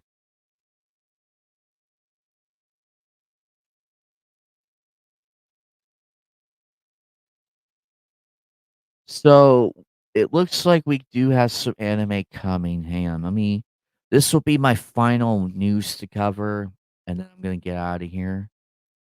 So it look so for fan unnamed memory was is a really interesting uh is a really interesting anime. Here's the plot.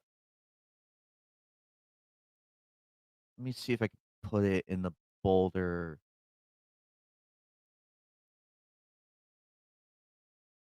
Unnamed memory plot. witches, the centuries-old mages that command power immense enough to bring catastrophe. Oscar, the crown prince of the powerful kingdom of Far Farsas, was cursed as a young boy to never sire an heir. Hoping to break the magic, he seeks out Tina Tina Shah, the strongest witch on the continent. To meet her, he climbs her tower as she is said to grant the wish of any who successfully do so. Yet when he arrives at the top, he requests that Tinasha becomes his bride. So basically, it's kind of like it's kind of like um Rapunzel in like it's a mixture of Rapunzel and Sleeping Beauty to begin with. Here's the season 2 trailer. Really good. It's a good anime, and I do recommend it. It's a really good anime, and the fact it's getting a season 2 is a great thing. So it will be coming out in January 2025. So in 2 months, so in 3 months from now, it'll be out in 3 months. And let's see, we can do. Let's see, what's another one that's coming out? Oh, I forgot about this anime. For tomorrow's there's this is a classic anime for any fan of boxing. I recommend this one. Classic Ashita no Joe anime to stream on YouTube with subs, or in the English title is Tomorrow's Joe. So here is the description of this anime. I think you guys might like it. Tetsuya Chiba's legendary manga depicts the life of future boxing champion Joe Yabuki. Ashita no Joe was adapted into an anime and was broadcasted on April 1970 in Japan. The epic iteration spanned 79 episodes with 49 subsequent episodes added in Ashita no Joe 2, Tomorrow's Joe 2. 10 years later in 1980, marking its place as a standard for all sports anime to follow. The TV series was reworked into two feature-length animated movies. It has since inspired countless anime and sports fans for generations to come. Ashita no Joe 2 is currently available to watch on Amazon. Oh God, on Amazon Prime Video. Oh my god. But this is this is a classic anime. I'm not gonna play the obvious video right here. I'm gonna let you guys watch for yourselves. But it is such, if you love boxing, like the days of Holyfield, Butterbean, Mike Tyson, Muhammad Ali, all the all-time greats and everything, even like Rocky Balboa. You might you might indeed like this anime. Give this a few episodes. I know 79 episodes is a lot, but believe me, you'll the story is that good. You'll fly right through them. You'll be like, I want more.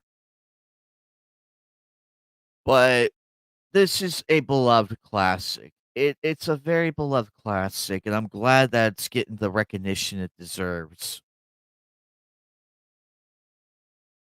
And then we also have Tower of God season 2, which is a very interesting anime. I'm not gonna lie, I like that one.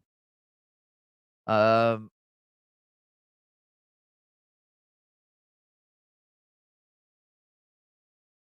oh, this one right here. This went over my head. I know this is so late, but I'll say it here. Bastard, heavy metal dark fantasy coming to Blu-ray in 2025. A very classic anime. One I really love. Uh, the anime Bastard Heavy Metal Dark Fantasy premiered on Netflix in 2022, but if you want to have it on home video instead of streaming, there will soon be an option for you. Sentai Filmworks will come out with Bastard Heavy Metal Dark Fantasy, its first season on Blu-ray disc next year. Specifically, you can mark your calendars for January 21st, 2025. Any fan of that anime, January 21st, 2025 is when it's coming out. There is a second season that consists of 15 episodes, but so far there is no word on when that might make its way to Blu-ray disc. Uh, Kazushi Hagiwara created the original manga back in 1988 when it showed up in the pages of Weekly Shonen Jump. There are more than 30 million copies of the manga series out in circulation worldwide. Through in America, though in America the series was only particularly published by Viz Media. So if you haven't seen this series, I recommend it.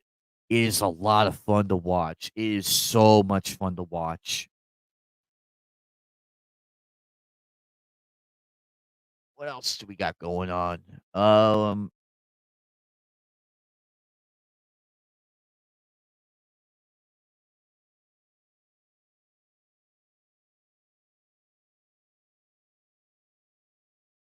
Oh, that hurts.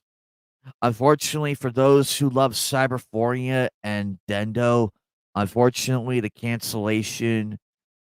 Ah, that hurts.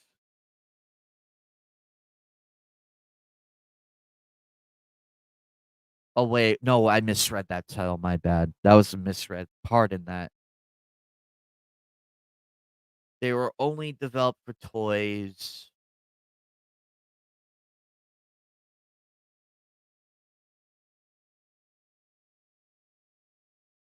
Oh, okay.